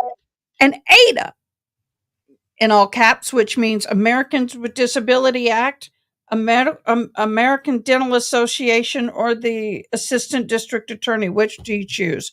Are you is there anything you haven't done? Oh gosh, I've had so many things I've done. It's scary. I have a lot of experience, and my mom used to say, "You have done so much, but you can't make money at it." Well, in the deaf community, when I started going to college for the interpreting and the deaf support specialist, it really came in handy to have all that in my background, because I can show up at a mechanic shop and I know how to interpret it. I can show up at a doctor's office, I know how to interpret it. I have such a vast amount of skill sets and knowledge through the years that it makes me a really good interpreter. How, if you don't mind me asking, how are you completely deaf or just partially? Well, I grew up hearing, and in 2003 I got meningitis, and the doctor sent my spinal tap fluid, which was milky and 105.6 temperature, to the lab, and the lab says it came back clean. It's not meningitis, it's some infection. And so I went home, and 4 days later that was on a Thursday, and then on Monday they did an audit, and they sent an ambulance to my home and called my husband and said, "She's got meningitis. We've sent an ambulance." Holy shit. And so I went totally deaf, and then it was like having a stroke. About 50% came back. It kind of stayed for a while. Then I started having to take I've had chemo 3 times. Because of meningitis? No, in general. Oh, so chemotherapy can cause deafness, meningitis, and then methotrexate and prednisone for like years, and like 40 to 60 milligrams a day of prednisone with chemo injections. And that's what took the rest of it over time. So now, without my hearing aids, I am 100% deaf. You are Bluetooth through the Rodecaster Pro at 100% volume. My hearing aids are at 100% volume. My kids can stand at the door and hear you talking. I barely can hear you. And I have captioning up on my screen. So somebody said something about Native American beadwork. That's a that I made. This is a Native American crown that I'm making to match it, and it will be 100% beaded. Everywhere that is brown is going to be beaded with this design in the middle. And I have a lot of regalia, but I'm surprised my China friends aren't in the house because they always ask me to put my cowboy hat on. And I beaded it. I Oh, you beaded look good in that. I like it. and I beaded the feather. Oh, wow. I sell these. Not often, but I do. I want one, woman. Well, I don't wear hats very well. but I also do baseball caps and I bead the brim. Let me ask you a question. Damn, I wish I would have met you like a month ago or so. My cousin's birthday is tomorrow. We're having a party at the bar, and I've been working for the last 3 days on her cake because her favorite cookie is my grandmother's recipe for the rainbow cookies, and I converted the cookie recipe into a cake recipe. But my cousin is all about glitter. Everything. She's got to have, I mean, she loves rhinestones and she's into I would and she loves wearing baseball hats. Well, what is her But favorite color? black. Okay, so I can get a black cowboy hat. You got 4 colors to choose Oh, she likes oh, you mean for like the rhinestones? for the beads. For the beads. Um her favorite color is like a turquoise or Well, teal. give me a second and I'll pull up some pictures of my hat, but it's going to give me a second. Sure. So you can tell her it's coming. I'll beat it and I can get it beaded and shipped to you in 3 days. I can get it in the mail. Well, I don't want to tell her. That's the point. It's going to be late is the thing. Yeah. But I can get it beaded in about a day and a half and then I can get it in the mail. I do them all the time. I sit here and do some lives beading. But the thing for me is I have to keep my hands busy. Oh shoot, where are my beaded hats? Here, I'll pull it up on the phone. I have a So that takes about 50, 60 hours. It's a lot harder to bead through a cowboy hat. But I love how Dolly. how much do you charge? It depends. If it's a hat like this, oh, let me pull it back. That's going to be a lot more because it's harder to do. But usually they start off at about 50. I love my cousin, but I don't think I love her that much. Oh, don't worry about it. It's a gift. No, I don't play that way, girl. No. Yeah, because you're gonna pay it forward. You're helping me, love. How am I Oh, helping okay. you? Oh, you are. You just don't realize it. So one of the things I wanted to say about the trial and is confusing as heck is Mhm. the what is your opinion on the order in which they freaking did the testimony and the way they presented their case? On the which side? Prosecution, I'm sorry. I'm I think they did things ass backwards. I think that they called far too many witnesses. See, that's my cousin's jam right there. That's my cousin's jam right there. Absolutely. Um uh they what they should have led with the medical examiner. Why were they finished with the medical examiner?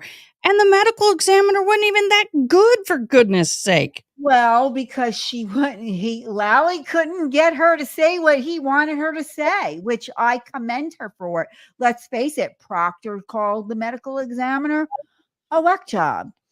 But he should have started with the medical examiner. That's number one. This is what, in criminal trials that I have attended in the past. Oh my goodness. You made that? Everything. That must have taken forever. Over 600 hours. Whoa.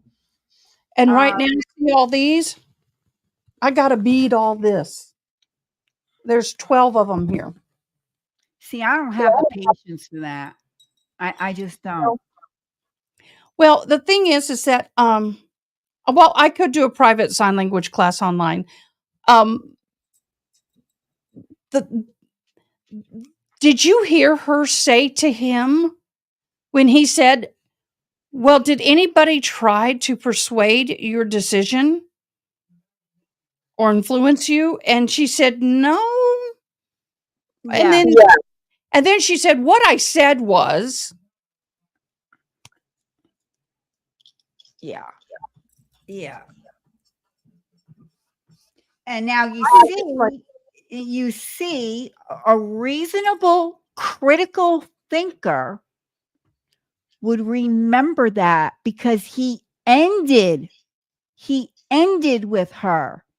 Had he started with her and that happened, by the time you got to the end of the trial, unless they took notes, they weren't going to remember that. Yeah, but it was the last thing that they're going to remember. Because he ended with her. I mean, it was dumb. You start with the medical examiner, then you bring on your investigators, then after he did everything backwards. As far as civilian testimony goes, the only people he needed to bring on was the brother, the sister-in-law. He probably could have brought the parents on. Listen, I don't know what the kids testify to because they didn't air it. Me off. I felt like they were put in an impossible position, and I felt at that age that they were influenced. Every relationship is going to have disagreements. Every relationship, and even between the parent and the guardian in this case.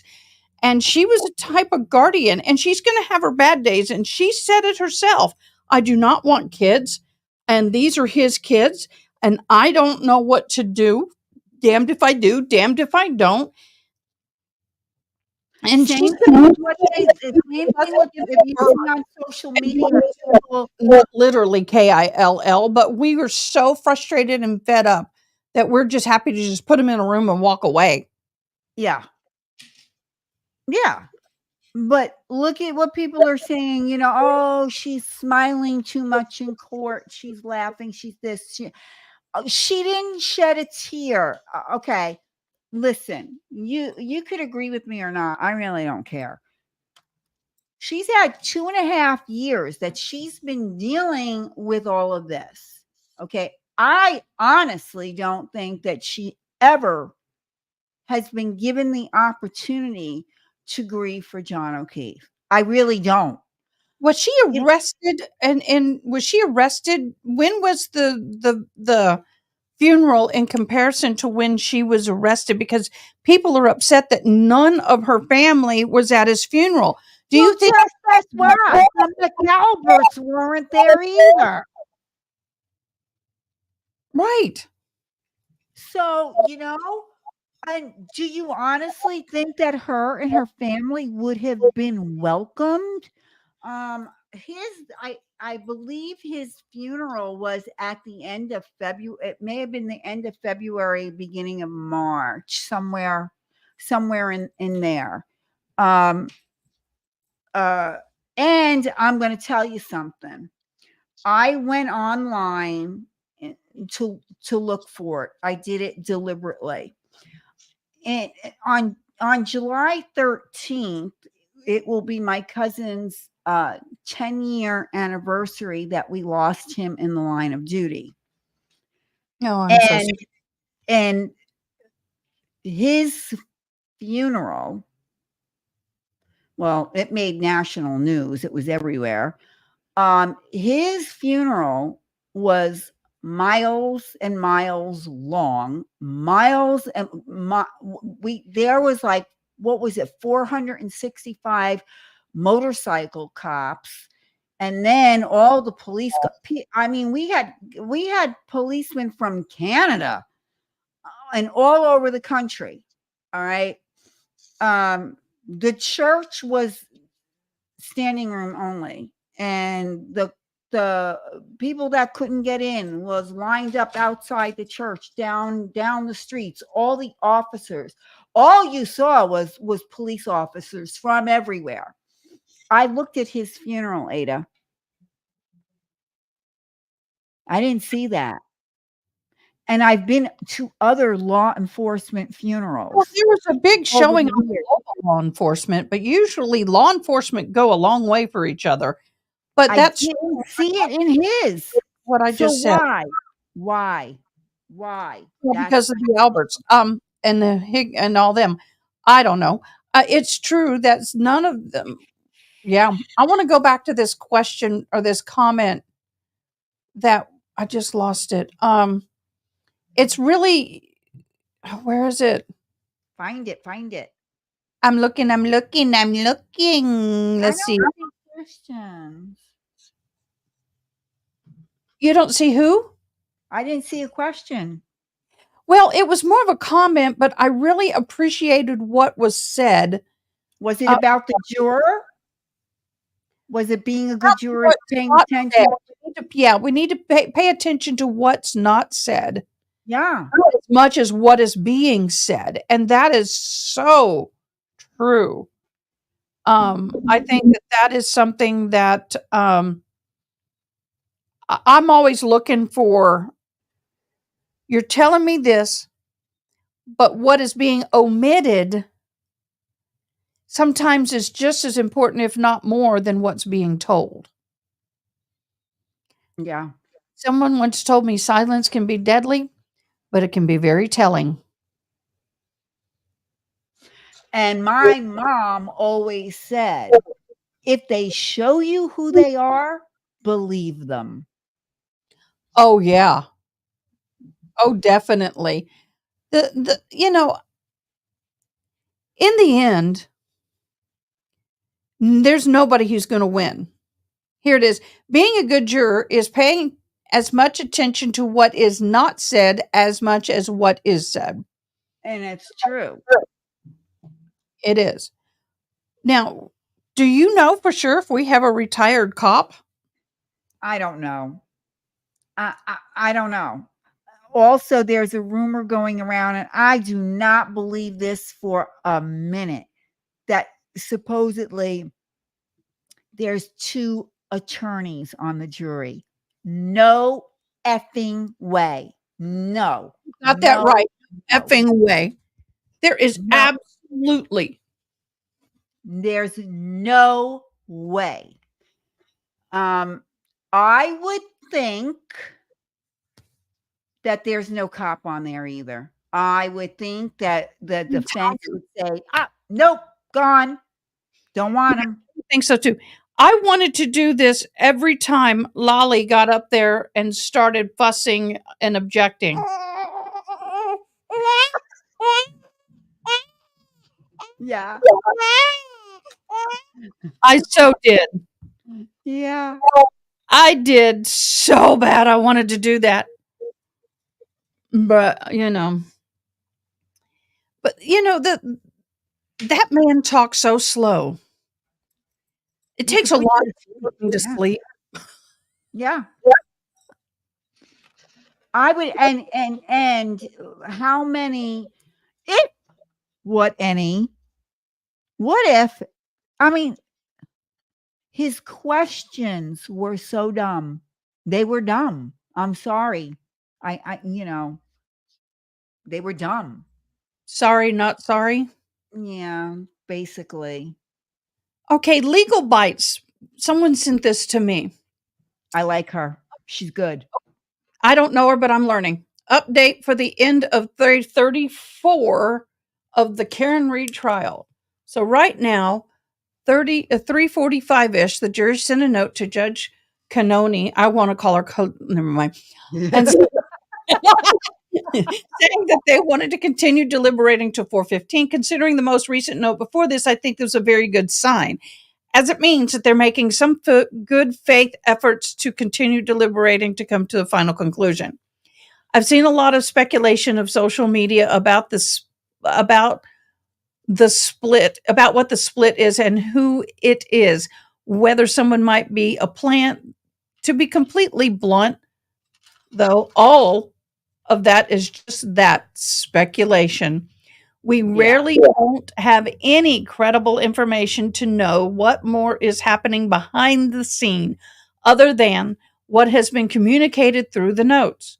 And I really, really hesitate to jump onto the idea that one of the jurors was specifically planted, especially since we haven't seen anything from the defense team raising issues as how the jury's selection went.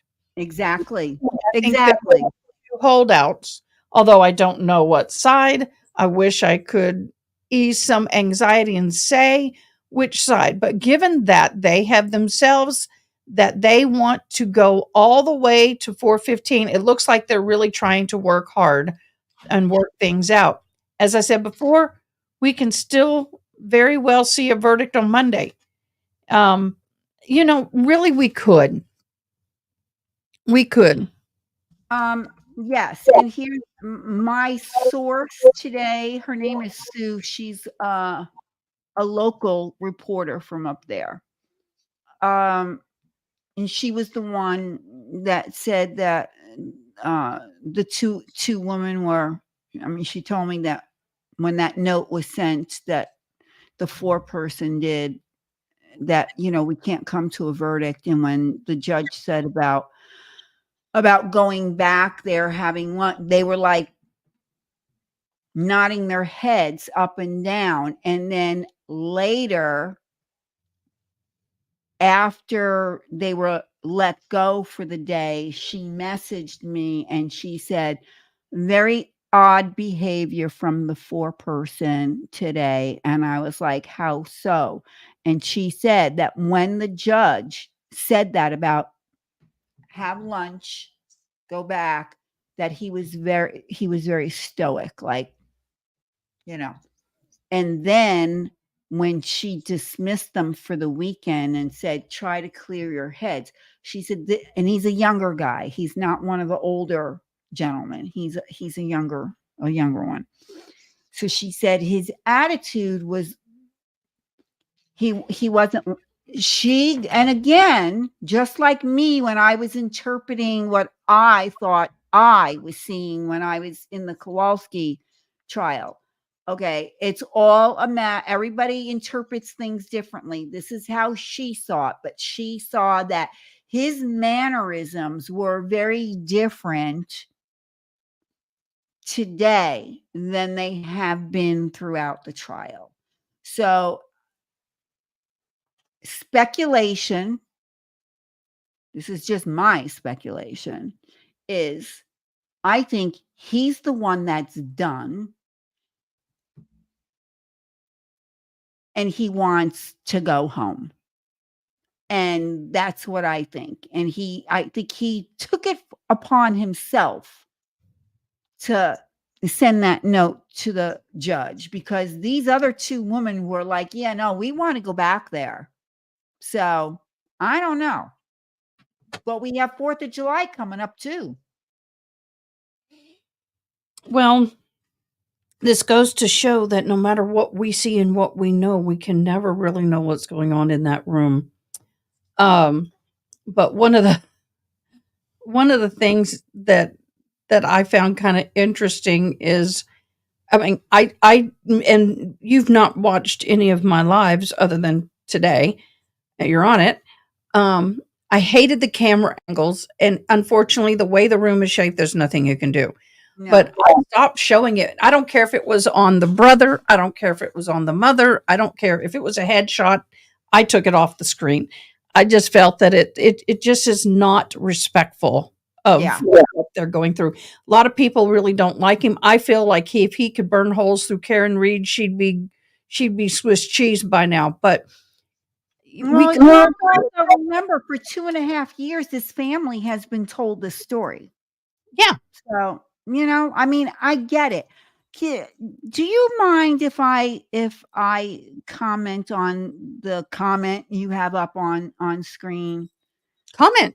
Go for it. Um, that is a correct statement. Bad cops endanger good cops. You're right. I come from a law enforcement family.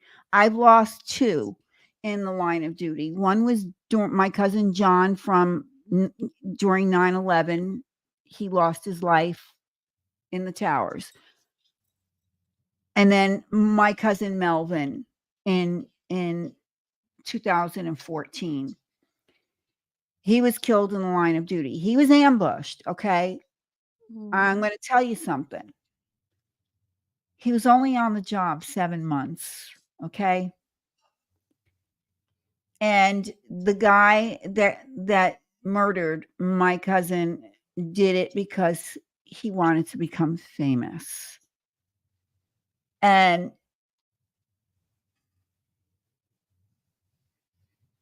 he didn't have a chance to become a bad cop. Now, my cousin Frankie just recently retired. He did 35 years on the force.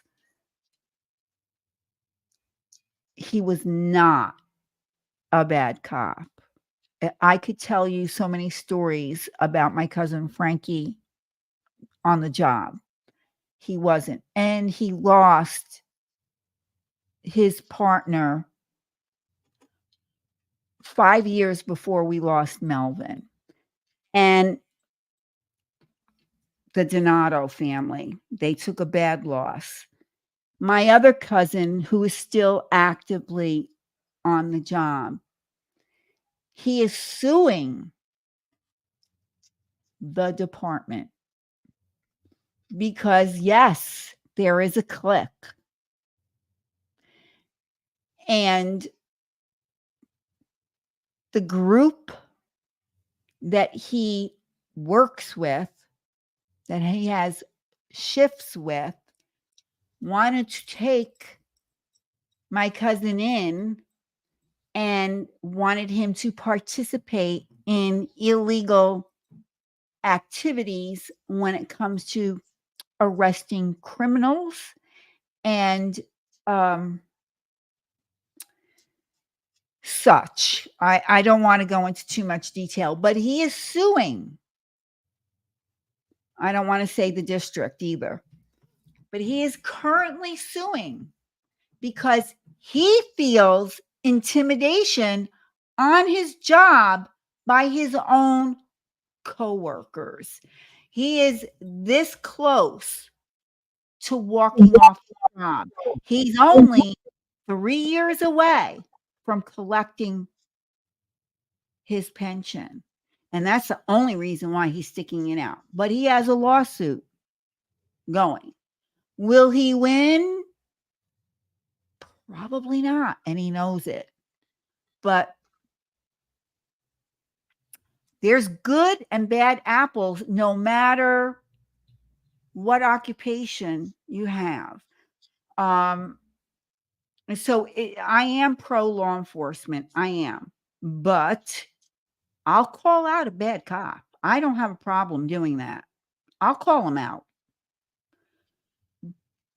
And I don't like the stigma on law enforcement nowadays. And what's going on in Massachusetts, that's a blight on law enforcement across this country. Well, and I talked about that in my live today, and I said, guys, you cannot paint them with that brush.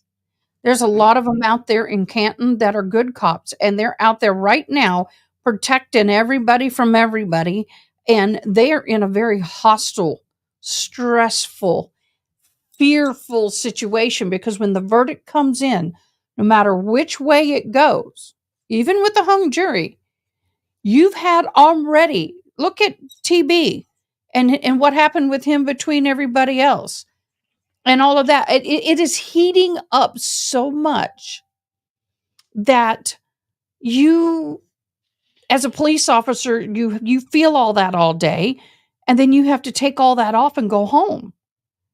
And the problem is you don't know if you're gonna go home because No, that you place don't. right there, all it takes is one push, one shove.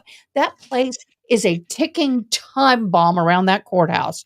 One wrong move by one person, and it's gonna turn into a freaking nightmare, and they know it.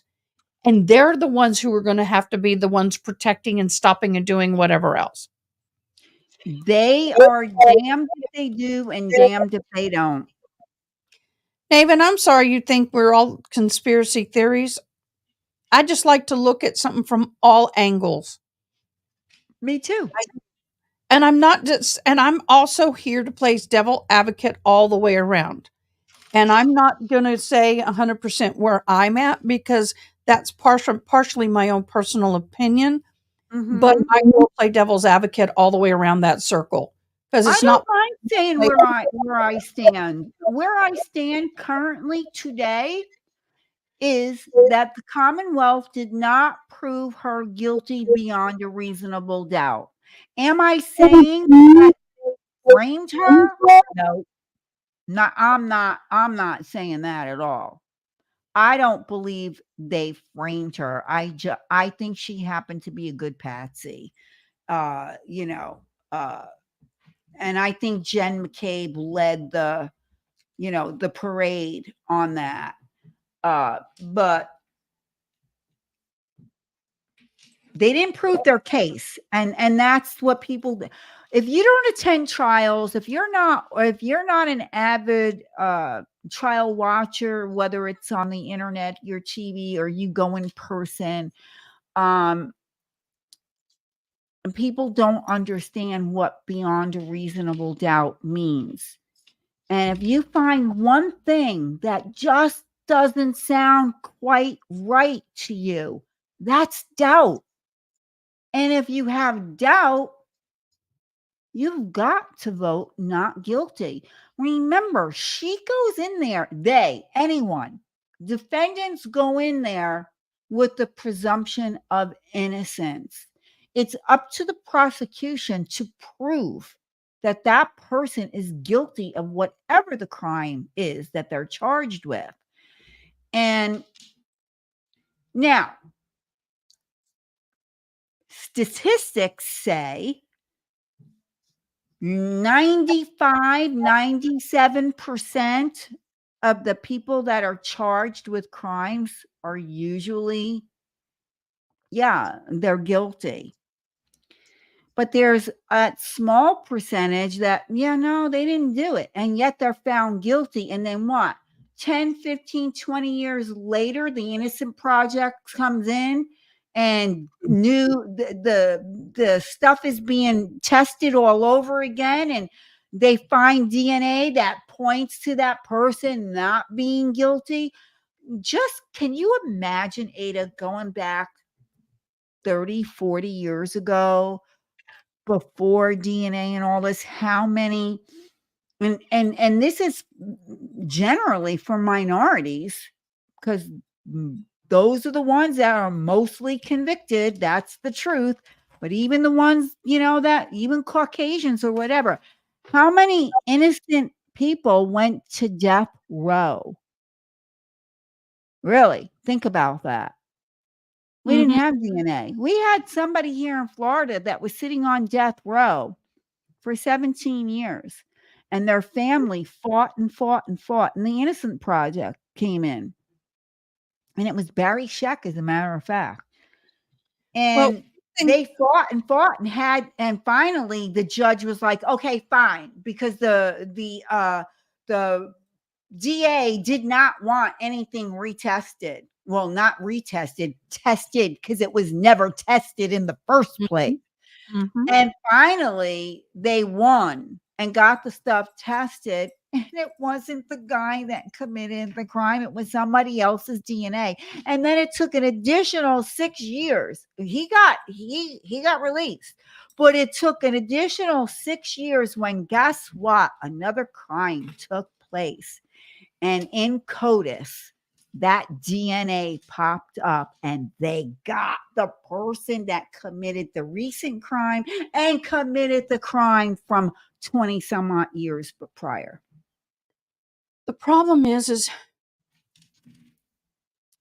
even if she's found innocent, there's always going to be people who believe she was guilty. If she's found guilty, there's always going to be people who believe she's innocent.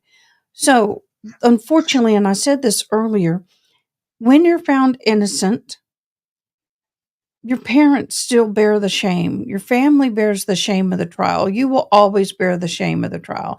Even if you change your name, you'll always bear the shame of the trial. I did nothing wrong. My husband was the convicted one. Whether I believed in his innocence or guilt is not for me to say here, but I was convicted. I came home, I bore his shame. They put chip bombs on my door in my house. They stole things. They broke into cars. I was assaulted. You name it, I went through it. Death threats to me, my children, people calling CPS on me and my kids when nothing ever happened. I had over 30 CPS calls and none of it was founded. So much happened for so many years because two reasons. One, I supported him. So I'm a blank lover. And then the other thing is that he was innocent. I did it and I framed him. Oh, God. I mean, you have no idea. One day I'll sit down with you privately and tell you what happened. But the thing is that I even to this day, and he went to jail in 2009. I to this day have people, oh, you're his wife. I can't believe you did this to him. I'm like, I actually said this to an 80-year-old woman because I'm in my 50s now and I think I've earned the right to call him out. I said, bitch, please. Don't you think the FBI would have had my ass in jail if I did it? You don't like the way I'm talking to you? Then you can keep your stupid ass opinions to thyself and leave me the hell alone. I went off. I had enough. I probably shouldn't have done that. That just fueled the fire for her. But her parents, her siblings, her close friends, they are walking through this hell with her. Yeah. And they are being with that brush. And her parents are up there, in age, and they should be enjoying their retirement, and they can't. This is caused yes. Is she being crowdsourced? Yes. But her family, and she had her own money she put up. Her family put up their money. And yes, it's being crowdsourced. But can you imagine being her parents and then you can't enjoy your retirement because your 40 somewhat your old daughter is on trial for her life? Yeah. Yeah, I watched my mother-in-law do it for her 40-year-old, 39-year-old son. Double mortgaged her house that was paid off. She was in her 60s. Her husband died just a few years early. Very fixed income. She all sold her soul to support her son. I lost my reputation. I lost my future. My kids lost their future, but do you know what? We came out better for it. I will say that. We really did. And my spiritual family, who don't have any blood connection, supported me and the kids for years. Yeah, because you just right? And I bet you were shocked. I even to this day am very humbled. They just let my daughter get a car. It's one of these things that people have no idea the impact this is bringing to everybody involved. But I will tell you, the Alberts and and Higgins and McCabe's, you think you've lived through hell? When this is done, nobody's going to remember you. And the No. way Jennifer McCabe was up on the stand and spewing venom and that drama, I'm all like, woman, your life is not on the line. I am proud of how Karen Reed is responding. She is strong, she's confident. Now, she's probably breaking down at home. They got a video of her saying goodbye to her father the first full day of deliberation out in the parking lot, and she was crying because she knew there was a good chance she may not come home. Yeah. And can you imagine having that? I know what that's like. I went into court one day and I came home and they put his possessions in the same bag that I put possessions in to go do notification of next of kin. And it's a death. When someone goes to prison for a long term or it's a death. And it irritates the hell out of me that people are sitting here treating it like it's a novella. If you know what that is, it's a Spanish drama. Yeah. And now we have people showing up and trying to cause problems with the people picketing and all that. So So, does that surprise you? well, they're just now was what surprises me. I'd expected a long time ago. Jules, we have a different view and opinions, and there's nothing wrong with all that. Ronnie's talking about Scott Peterson because I think he's guilty of sin and she thinks he's innocent. It's okay though. That's what makes the world go round. I was just going to say that's what makes the world go round. It is so hard for us, on one hand, to understand what they're going through unless you're like me who's been through it. I've not been the one on trial, but being the one next to the one on trial, and I'm more affected than the one who was on trial because he had a square meal every day, nasty, but he had food, he had something to wear, and he had a place to lay his head. Yeah. I didn't, if it wasn't for some other people. So we have to remember that. Do you think that this can go to a second trial, both financially and with the state? I don't. They I could mean, do this again? well, I have a theory on that. I think if Morrissey wasn't under a federal investigation and this turns out to be a hung jury, I think he may have said, we're done because of all the stuff that came out about the troopers and all of that.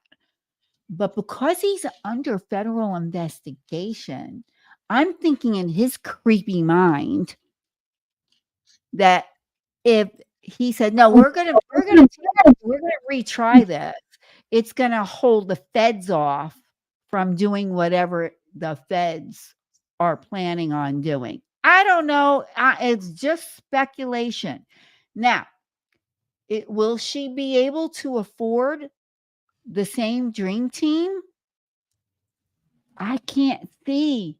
This whole thing has definitely cost her over $1 million. There's no doubt in my mind. Alan Jackson does not come cheap. I don't know about we have the most expensive the most qualified in the US for his crime, and his mama was the one that paid for it because we didn't have it. And let me tell you, different, but ours would not stick around for a retrial if we couldn't pay him. But he might. I don't know. I don't know. Maya's stick around? I'm not saying Yeah. that. I'm not saying good old AJ did this for the money, but he did it for the money. I mean, I don't know if he would put Career it building out case. there. We know that. Yeah. I mean, you do know he defended Weinstein, right? Yeah, I do. Yeah. So, and we know he made plenty of money off of that. I don't know. I don't know if he would. I don't know. And I really don't want to find out. I would like her to be found not guilty on all the charges due to Yes, he did, and that was a great trial, Cindy. I loved the Spectre trial. Loved it. And he also did the other one too. Uh, what's his name? Uh, was it Deutsch? I can't think of his name. Anyway, I like and the comment, up here, and it's a good thing. I don't think they could find an impartial jury for a retrial. I don't disagree with that. yeah, I I don't disagree with that either. I don't. I don't. Yes, I know he prosecuted Spectre. Yes, he was awesome. And he also prosecuted, I can't think of the guy's name now. He recently died in jail. I want to say Deutsch was the last name, but I can't. I don't think it's right. I'd have to. hello from But yeah, Canada. he's a great prosecutor and he's a great defense attorney. He knows how to maneuver his way around the courtroom. Did he So, do Cosby?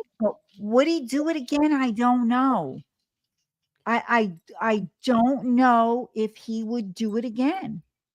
So I would like to see her be found not guilty on all charges, not because I'm saying she's not guilty. I'm saying because the Commonwealth, in my eyes, has not proven beyond a reasonable doubt that she did what they claim she did. My friend Lois Cox is here. Hi, Lois. She Lois, is are you up? fabulous. I love this woman. I think we Lois? talk well together. Good. Well, the the next trial is going to be boring compared to this. How do you come from this to some? No, who's the next trial? Well, if you we got Alec Baldwin yeah, coming that's up. The judge said today, no, we're going forward with the trial. right. I'm waiting for YWM Melly for his retrial. That was supposed to start last month and didn't. Then it was supposed to start next month, and his attorneys got it pushed off again. That one I want to attend Who in was that again? person. The rapper. If you haven't, here, let me find it for you. If you haven't looked into this, I want to I look at that. I do want thought to follow the Baldwin case because I did the Hannah Gutierrez read. I watched it, so I'm definitely streaming that one. I don't I don't I don't have a YouTube thing, so I don't I don't I don't know what I'm doing. I don't. But YNW Melly, he's a rapper. I'm trying to find the news thing. And his first trial ended up in a mistrial. And I was glad that it did. For anybody that followed that trial and you disagree with me, oh well. Because I don't think the prosecution proved beyond a reasonable doubt that he actually did murder his crew members. About the young thud. Yeah. Okay. I put the thing in your private chat. Thank you so much. You're welcome. Can you do me a favor and send me your contact information in that as well? I'm gonna do it right now for you. And so I want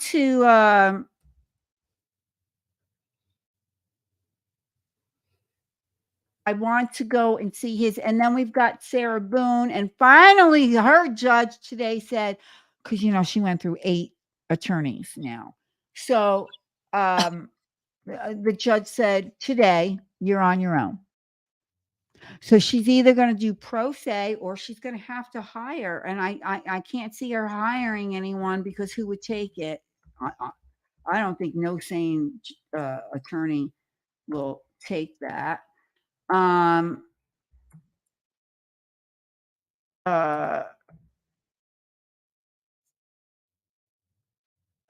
What do you? Oh, I have to write that down. By the way, if anybody gives me private information, it will remain that way. Yeah, better. Um, Oh, no, no, no, no, we don't share this stuff, and and I'm if you're the gonna same. call me, I would suggest that you text me first, because if I don't recognize a number, I don't answer, because Yeah, I'll put you in and put your name, so when you call, I'll recognize. I'm the same way. yeah. What was this? Andrea Hills, we are all either drunk or had buns of steel. Okay, That's fair. that's Uh, buns of uh, got tired. that's funny.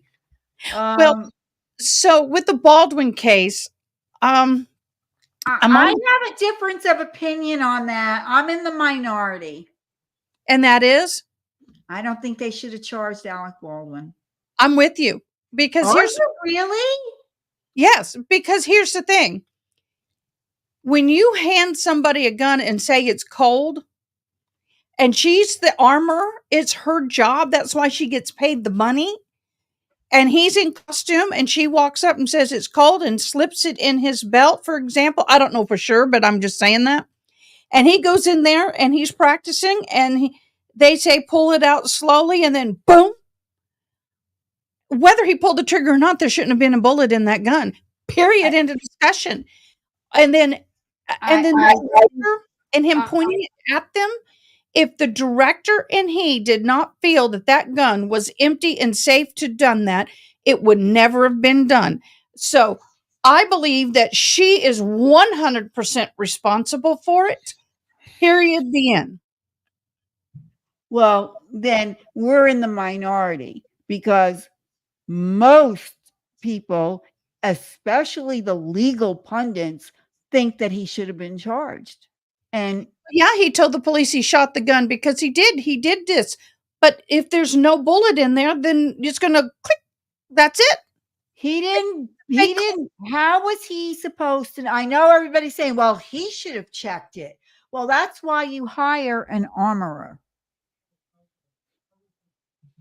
Y'all, I know that Runkle of the Bailey is a gun expert, Mm-hmm. but I'm pretty savvy about weapons. Yeah. Well, Runkle thinks he should have been charged too. I have that many. I I have think that if many. if they charge him, they have to charge the entire production team.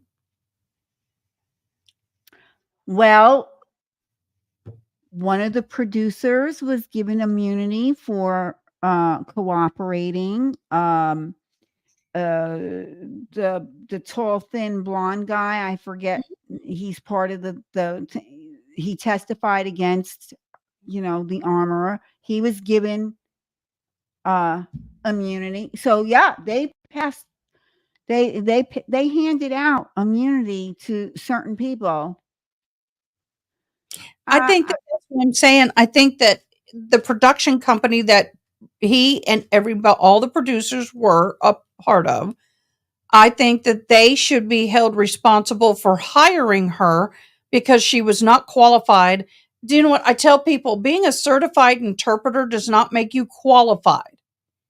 You may have a certification, but if you don't know what the subject is and you go into a medical office and you've never had a female exam and you're 20 years old, this happened. And a 20-year-old's trying to interpret a uterine biopsy and she was screwing up so bad the doctor just sent her home. They called me. I have knowledge, I have experience, but I was not certified when I did that. Certification doesn't mean qualification. She may, if she had any certifications, I don't think she did, but she was not qualified, and it was up to them to yeah, qualify me. she So if you're was. going to sue one producer, Um, yeah. everybody gets it. Here's the thing on what CG is saying. Um, I don't know if that's the reason why they're charging him. I do know that his production company can certainly be sued for doing that, without a doubt. Without a doubt, because the production company is the ones that hired her. Now, they hired her based on her, stepdaddy, because he's the best in the business. he quote unquote trained her and said, yeah, she could do the job. So, yeah, that's correct. CG Well, is right when she said nepotism. That is correct. However, does he really deserve to be charged with manslaughter? I don't think so. well, But we have that's some people that think he should, and that's okay because yeah, he has a responsibility as a producer. But do you realize that his responsibility of a producer was very limited? It was only in the realm of creativity. He and had money creativity. He and didn't have money. financial. He put money up. He did? They finally said that? Okay, well then he has responsibility. I He didn't put that's glad I he, said something because I didn't know that. yeah, he put money up. So, um, what do you call it? There's a I think, responsibility, but and I think that he is going to be found without even hearing any of the evidence from either side. This is my prediction. Alec Baldwin will be found guilty. yeah. Why? Because he's an arrogant bastard and people don't like him because he's got diarrhea of the mouth. The man doesn't know when to shut up. He's got a short fuse. They Yeah. remember the things he said about Ireland. So people are going to use this as we're going to get him now. I do believe they're going to find him guilty. Good night, awesome parrots. I appreciate you. Well, yes. Yeah. That is so true. That is very true. And yes, he hurried them on set, but do you know what? In the end, she's the only person on set other than the director that can stop a scene, stop anything that's doing when a weapon is in hand. She's the only one. And I watched her handling those guns and I had a freaking coronary. I could not believe the way she was handling the weapons. Yeah. I nearly lost my coop with that. Yeah. I don't, but now, do I like Alec Baldwin as a person? No, no. Do I like him as an actor? I think he's a great actor. Personally, I don't think there's ever been a film that he's done that I haven't liked. But he's when he was married to Kim Basinger, I mean, he treated her horribly. He treated his daughter with her horribly. He is a very horrible, he's a horrible person. But should he be charged for this? In my opinion, no. Is he going to be found guilty? In my opinion, I think so because people are going to want to get him. They are just out to get I him. agree with this. Um, yes, the boss would be the producers. Alec Yeah. Baldwin is the boss, but when it comes to gun safety, she is the boss on that set. Yeah. Somebody said something about the first responder having sunscreen and band-aids. They have basically someone who has basic first aid on set. That woman was not capable or prepared to deal with a gun wound on two people. And they caught a lot of hell. And the fact that unfortunately the victim was intubated wrong. Yeah. And that is the sad thing, but honestly, she was gone by that point. Nothing they were going to do because they were so remote that they couldn't even stabilize her on scene to even transport her. She was No. already gone. That was a non-livable wound.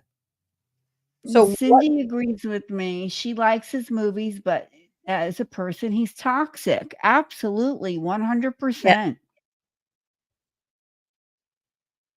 The very first thing I remember watching him on was Knots Landing. Yeah, Oh, I remember that. that's where he got his start, was on Knots Landing. And who would have known he would have become this, big movie star? I don't Wow. know. Yeah, Knox Landing. Wait, it was awesome. I mean, it was Dallas and Knox Landing every Friday night, wasn't it? I think Yep. that EMT was on set. The weapon she should have. They should always have an ambulance and an EMT on a set when any kind of weapon is being fired. In my humble opinion. And by the way, Jules, I tell people I want to create a hat like Emily D. Baker that says Uh-huh. IMOH. In my humble opinion, but I Oh, I can't do like it. why. I'm a hoe. Ah! Hey, Joe.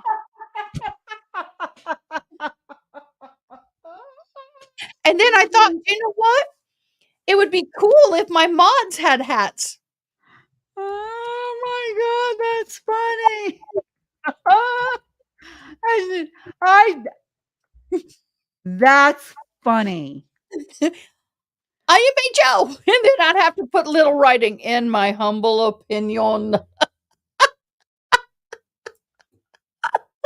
Then just leave out the humble. Do IMO, in my opinion. Yeah, but it's funnier when I am a Joe. Well, I mean, Fantasy Island. Oh my God. Dallas, Knox Landing, and Fantasy Island were the thing back then. The plane. Oh wait, there was another one though, Ronnie. Hold up. There was another drama one. Oh, what was it called?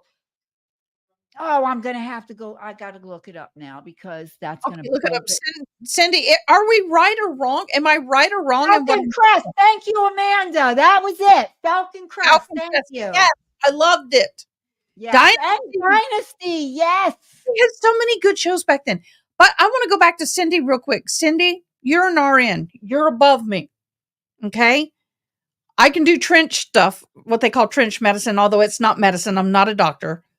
But emergency first response is different from clinical. Two different worlds. But am I right though, Cindy? That no matter what, when they intubated her at that point with her injury, she's already gone. It took a 30-minute, easily 30-minute drive for the EMS to get there, and then the helicopters arrived after. I'm sure we'll hear more details during the trial. Yeah. When is it starting? The seven. I don't have my phone, I so think I it's the can't first look. Monday in July after the 4th. So that would be the 7th. Yeah, the 7th. Yeah. It's gonna be interesting. It is going to be interesting. That So will be. are you gonna stream it? I am. I should pop on with you. We could do commentary together. I would love that actually. And I'd like for you to share it so we can grow both of us. I don't have one yet, although I could go live on my TikTok. That's right. I go live on TikTok, Twitter,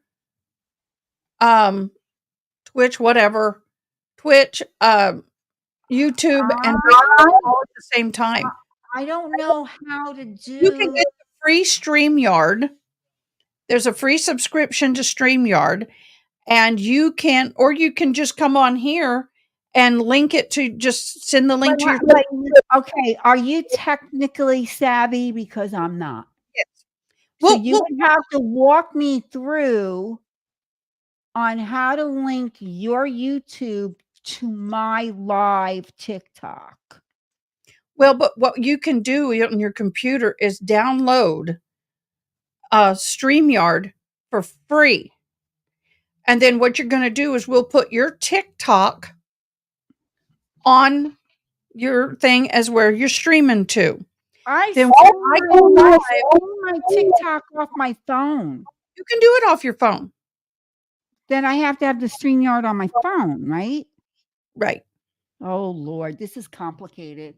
I tell you what, let me talk to RA and see what the simplest way to do it is, okay? Okay. What works for What me? you can do is just put up, see this banner? I can put up these banners. And what I can do is put the banner with you and your TikTok account, and then people can go to it and you can send them my link. Yeah, I can do that.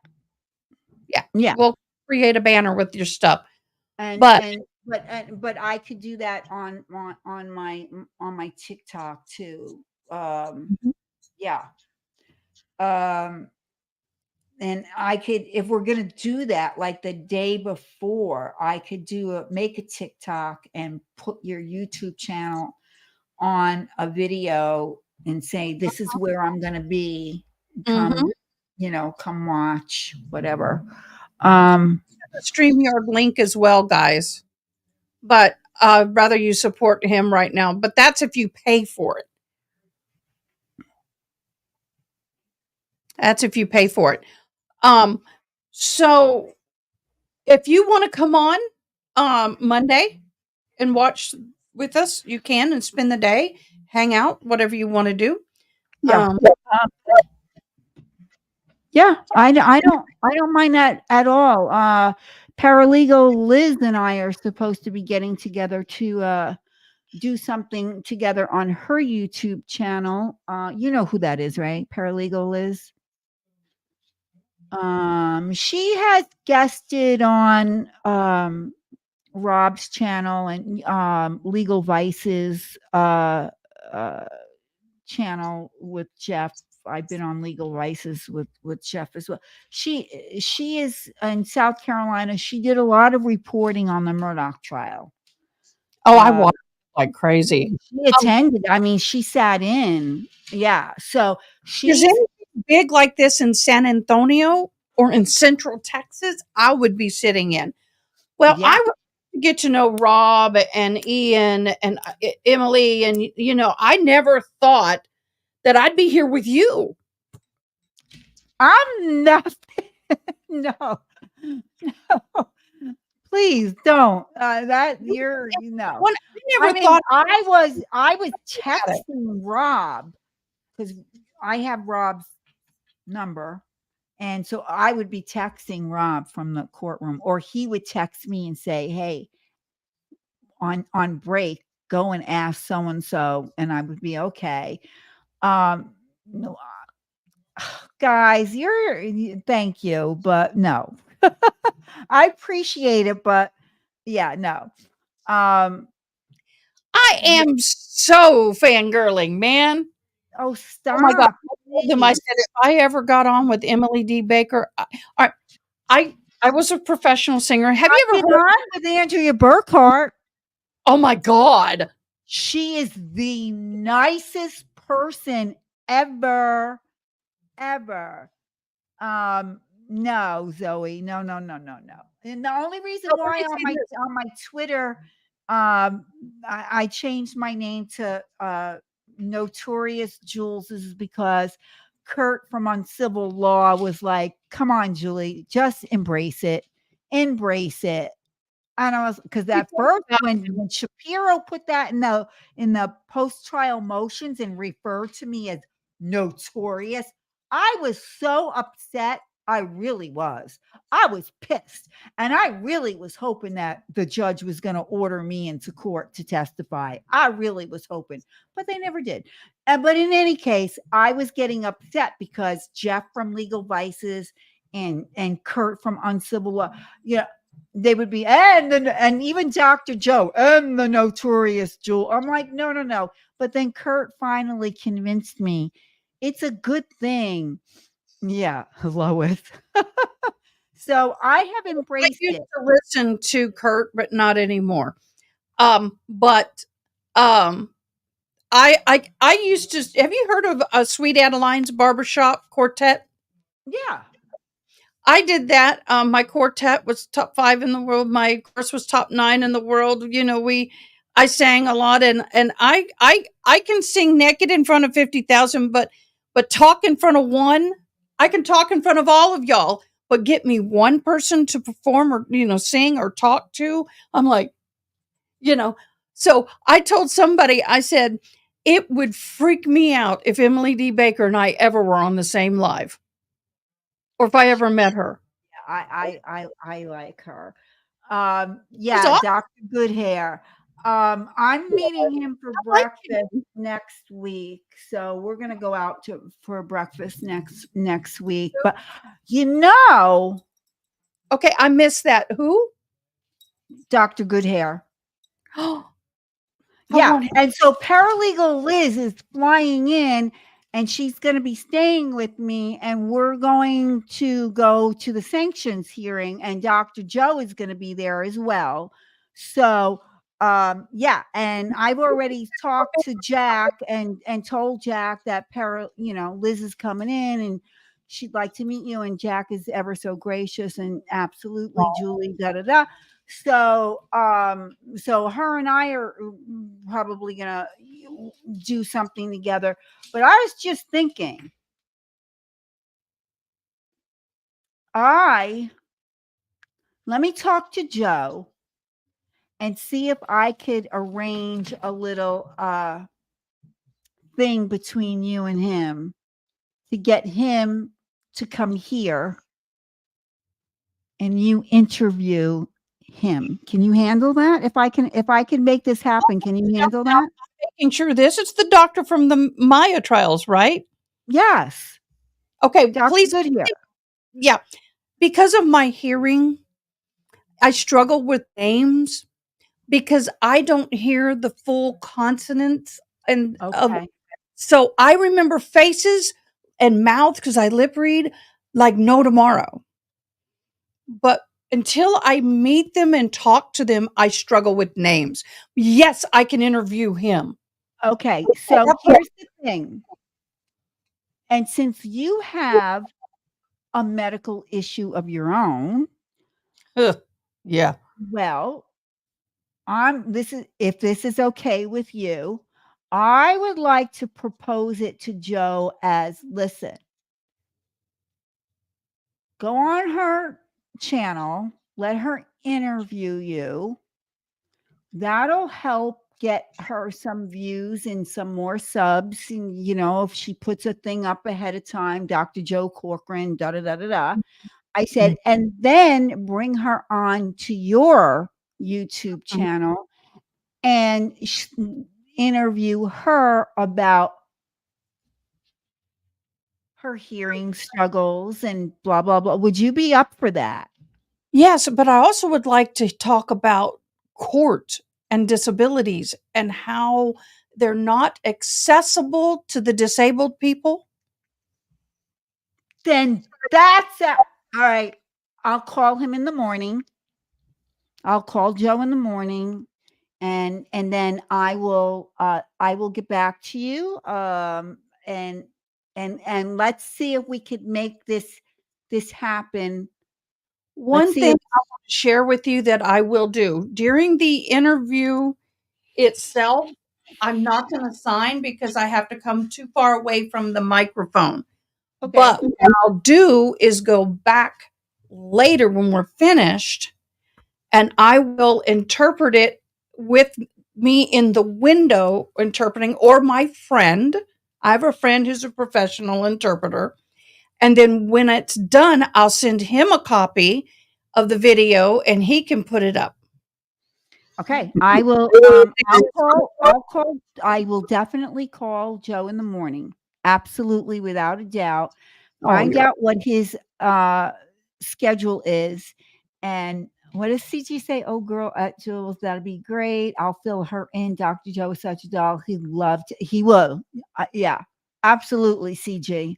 So I will make that phone call in the morning. Yeah. And let's see if we could work something out. I have to also call my friend Michael, and I don't know. I'm thinking on it, and tell him to go ahead and give him the Lois Cox, who's in the chat. She knows who I'm talking about when I say my friend Michael. Michael, nothing. Lois, put a yes if you know who I'm talking about in the chat. Um, I'm gonna call Michael tomorrow as well and tell him to, yeah, Lois knows who I'm talking about. And tell him to go ahead and start the works for a YouTube channel. He's been on me since January to do this, and I've been bulking at the idea. But if I do it, if I do it, I'll, because there's not a whole lot of you in here. My first YouTube, well, first I'll do an introductory video, but my first one, I'm going to have Rob Dick on as a guest because I know he'll do it for me. Rob will, without a doubt, Rob will be, I'm there, Julie, no problem. That would be awesome. If I can assist you in any way, I will. Well, Michael is the technical guy and stuff, and he knows how to do all this thing and whatever, because I don't know anything, and so he would be my backstage producer, whatever you want to call it. Well, I'm going to throw up just so you see what I have. I'm going to throw up my background here in a minute. And this is, hey. Yeah, no, I don't have all that good shit. No, don't have it. Say, come on. Right here in front of me is a laptop, which I Lois will remember. She's in the chat. She will remember. I used to co-host for Lewis from another YouTube channel. And 2 years, was it 2 years? Well, we're coming up on 2 years for the hurricane. So yeah, about 2 years ago for my birthday, he did a birthday stream. And no, not that Rob CG. No, I'm talking about Rob Dick, the bounty hunter, bails bondsman that bailed Casey Anthony out of jail. That's who I'm talking about. Anyway, they did a birthday stream for me. So my Shure microphone and my You have a good microphone, which I don't use anymore, and the camera and the laptop was from the community of Nerd Report. They all cash apped me, and this is what I've got, and it works for me. And so there you have it. I don't have all of that stuff. What I'm looking at, Ada, I mean, is like, yeah, super uber complicated looking. Well, and I will. Recovery Addict has helped me on a few things. I will tell you that. Hi, Karen. I haven't seen you in forever. Oh my goodness. Some of my people are here. Yes. I see Karen here all the time. She's a love. Karen is a sweetheart. Uh-huh. Yeah.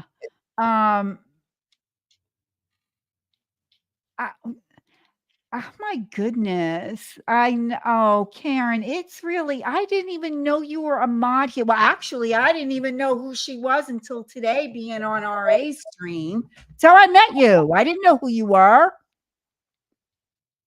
Yeah, I've only been doing this 3 months.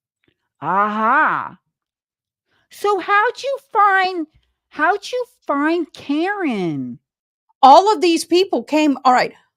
I contacted RA because I was having a few technical difficulties, and I thought, okay, I'm gonna see, that kind of stuff scares me, to reach out to people I don't know.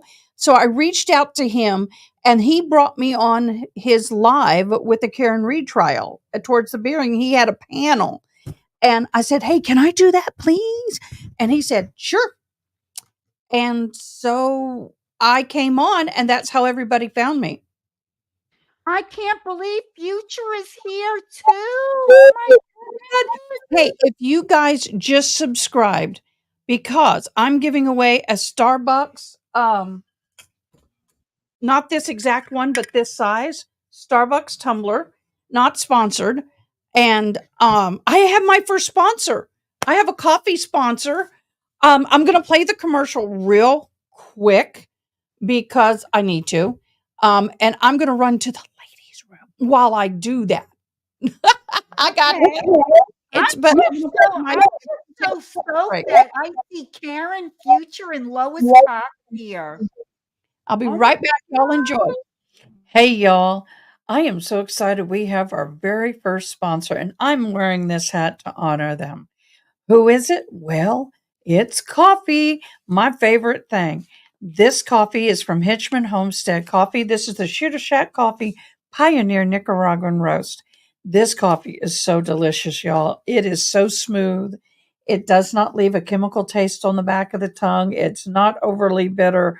And I have to tell you, it is my favorite. And I am now getting rid of all my other coffee. I kid you not. They have a monthly subscription available. You get 4 12-ounce bag a month, either whole beaned or ground. And then you can also get a Keurig option as well. The other thing they have is wonderful gift boxes that you can send to your loved ones. So you want to support a fabulous home business and people here in the Hill Country, go to hitchmanhomestead.com and let them know I sent you and grab yourself some of the best tasting coffee we have here in Texas Hill Country. Oh, welcome back, Absolutely. everybody. I cannot believe. I feel like I'm at a reunion. These are my people. Well, Oh good. my- Now, see you Monday. Will you join us Monday? This Monday? What are you doing this Monday? What's Oh, we got jury watch. We got to kill an entire day until the verdict, or there will be a verdict. sure. You see, oh my goodness gracious! Yes, Britta from some of them are A's, but Lois Cox and I go way back. All right, share. Lois and I go back to Popcorn's Planet, Nerd Report Daily. I met Lois Cox through Popcorn Planet through Andy Signor. Yes. Yes, I want.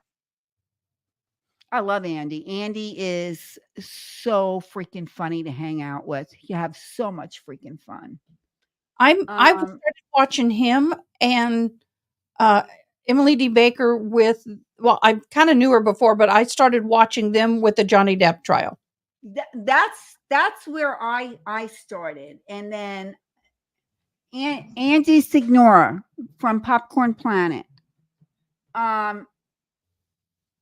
Yeah, I think that's where the whole thing with me, I did a couple of call-ins on Popcorn Planet, and then it was actually Nerd Report, and where I did most of my call-ins, and then I started co-hosting with Lewis, and I I had a great time over there, and then he started another channel called Nerd Report Daily, and it was a lot of fun. I did that on a regular, and then stuff happened, and I stepped back, and then I just started doing my my TikTok. Can someone ask RA to jump on with Jules and myself? You mean like right now? Well, he has before. Awake? Oh, what time is it? Never mind. It's 11 o'clock here. He's in the same time. He's in the same time zone as me. Okay, I didn't know. No, don't do it. Don't do it. Yeah, no. I was going to say I ain't calling him at 11 o'clock at night. Mrs. RA will have a fit. No, don't do that. Never mind. Never. I take that back. I'm going to remove that. A delete comment. There we go. I deleted it. Okay, guys, we have 9 entries. One thing I learned tonight about the StreamYard, if you they have a place a part of their program that I can go to, and as long as you put hashtag sub and if you subscribed and you put hashtag sub, you will be in the drawing, and it draws the name for you, and I'll share the page so you guys will know who wins. And I don't have to pay for that spinny wheel thing and put everybody's names in. Hate that thing. Just put them in a jar. Shake whatever. I don't know, but it's a great. I like that idea about your gift thing. Yeah. Yeah, I'm gonna share. Let me share tab. if it's there. Giveaway StreamYard. Okay, let me share it. We're going to go ahead and do it. And then whoever comes on after this will be on the next one. Okay, I'm going to add it to stage. Here we go, guys. We're going to draw. All of you are in this. Well, if it comes on me, it's somebody else. Oh, no. How Do is it that? again. Draw again. We're drawing again. Yeah, draw again. That's funny. No, we're drawing again. Andrea, I love you, baby girl, but you won the last time. So one more time, y'all. Love you, baby girl. But we can't do that again. Let me see that, baby. Let me see that, precious. Now, if you win, private message me your information. Oh, yay. Okay, here's the thing. If you win, you have 24 hours to get me your information. Is and then Ginny in the chat? She was. Hold on, sir. She's not going to. This kitten was rescued 2 months ago, and she was the size of my hand. Aww. I'll get my brat because you don't know. Lois, Karen, and Future and Britta know who I'm about to introduce to you. Bye. Frankie, come to Mama. Frankie, come on. Oh, here comes the monster. Come on up. Good boy. There he is. Here's my brat. Right? You're such a brat. You're such a baby boy. Yeah, yes, you are. Did you see my lab a minute ago? No. She popped up here when I was sharing the camera view. Oh no, I probably was going to get Frankie when you did it. She's out of here. Oh, here she is. Come here. Come on, baby. Come up. This is my service dog, Sensei. She's been trained for years. He's pretty. Lois goes back. Lois Cox. She'll remember, I'm sure, when I had my meltdown on Nerd Report when I lost my Lexi. Oh, sorry. And yeah, she was 13 and she was my girl. Frankie, get down for a minute. This is my baby. Right there. Oh, the Papillon? Yes. I love Papillons. She was Papillon and Chihuahua. I was going to say, look, she's a mix. She was the size. She had the body structure of the Chihuahua, but she had the personality and the smartness of a Papillon. And I went crazy. I was terrible when I lost her.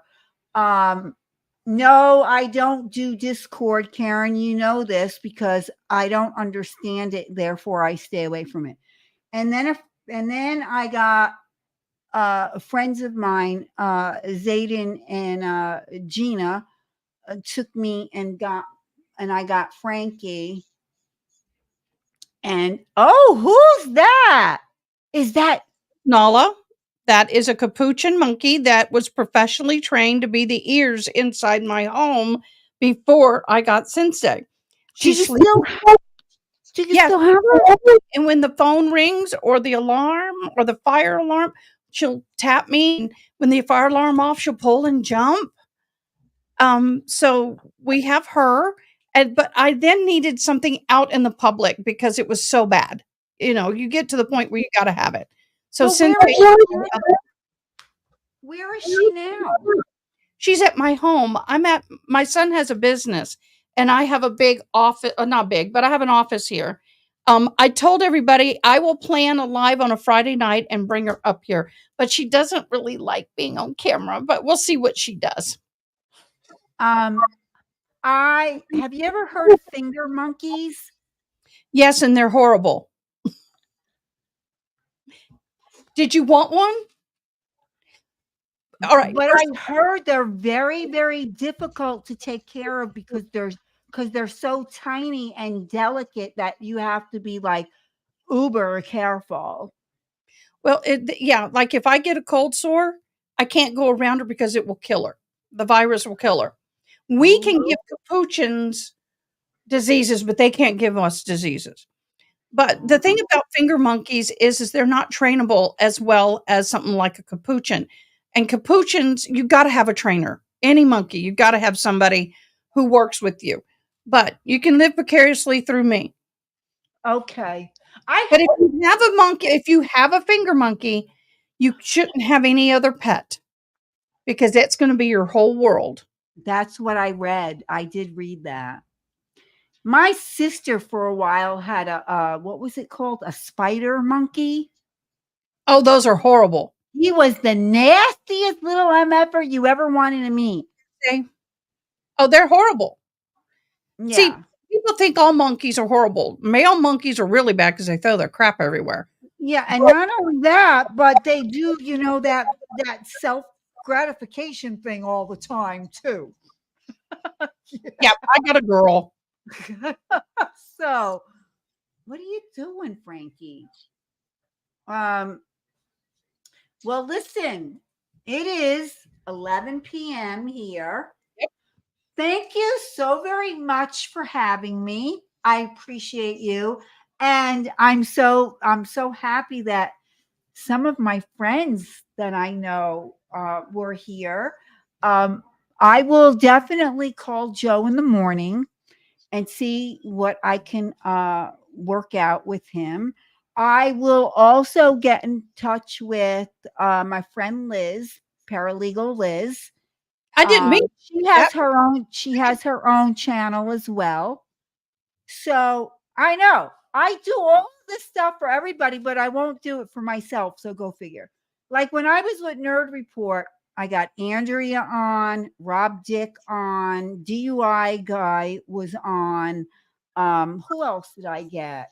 Oh, my son, because my son is when we were doing about the Brian, when we were covering Brian Koberger, my son is an animal control investigator. So he came on, to talk about that stuff. And so in any case, so yeah, I will make this work.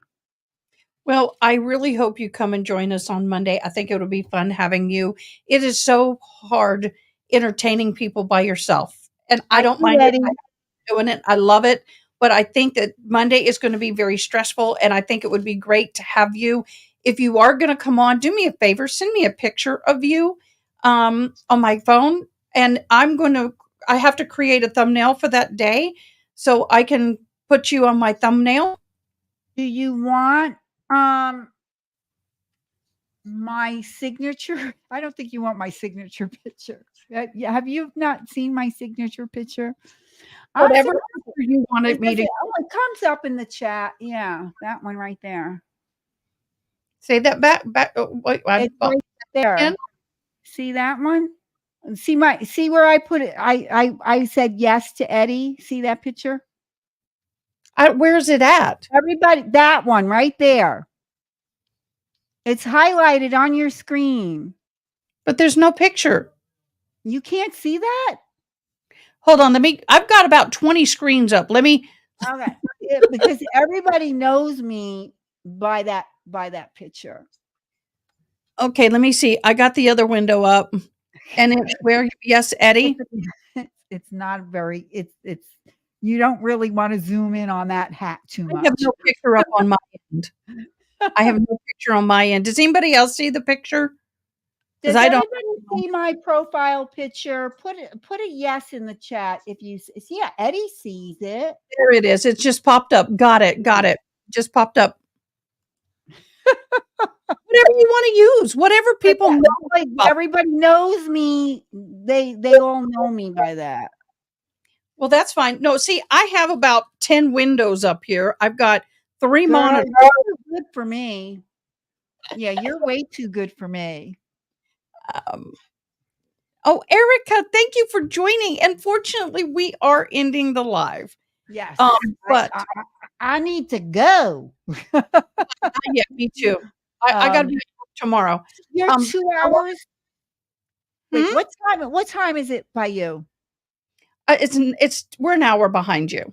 It's Only 10. an hour? All right. It's 10. Yeah, All I right. was up at 7. I get up at 6:45, Oh, 6:30. okay. I get up at 7. All right. Then I'll call Joe in the morning and then I'll text you. I'll shoot you a text and then, you know, we'll see what we can do on that.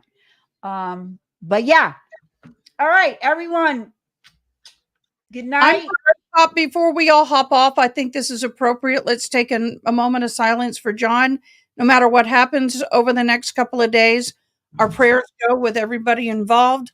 But we need to remember who this is really for. Yeah.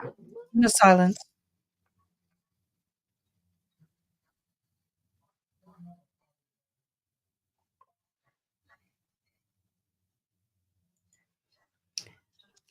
Once again, everybody, thank you so much for joining me. I'm Ada K, your alternate juror with Jules, the fabulous, marvelous Jules. Remember, we all are going through things in our lives. We all have bad days. So be a blessing to somebody going through a rough day. Smile, love on somebody tomorrow. Enjoy your weekend. I will be here live at the crack of dawn. Jules will be joining me at some point. Jules, please don't forget to send your thing, and I will create our pop-up, our thumbnail. All right, I will, everybody, let's get the music I'll going. send you a text message. Thank you, Ronnie. All right. Good night, everybody. It was nice seeing you and spending the evening. Take care. Everybody, thank you so much for joining. Jules is fabulous. She's lovely. Adore her. You guys are amazing. Mods, you are wonderful. And Andrielle, you did fabulous, darling. Oh my God, your first night doing it. You did wonderful. Thank you so much. You did great. And of course, CJ and Tex, Aaron, Bonnie, all of you, Eddie, all of you did great. And I just want to welcome everybody who has watched my live tonight. I bless you and be safe. Have a great weekend. Good night.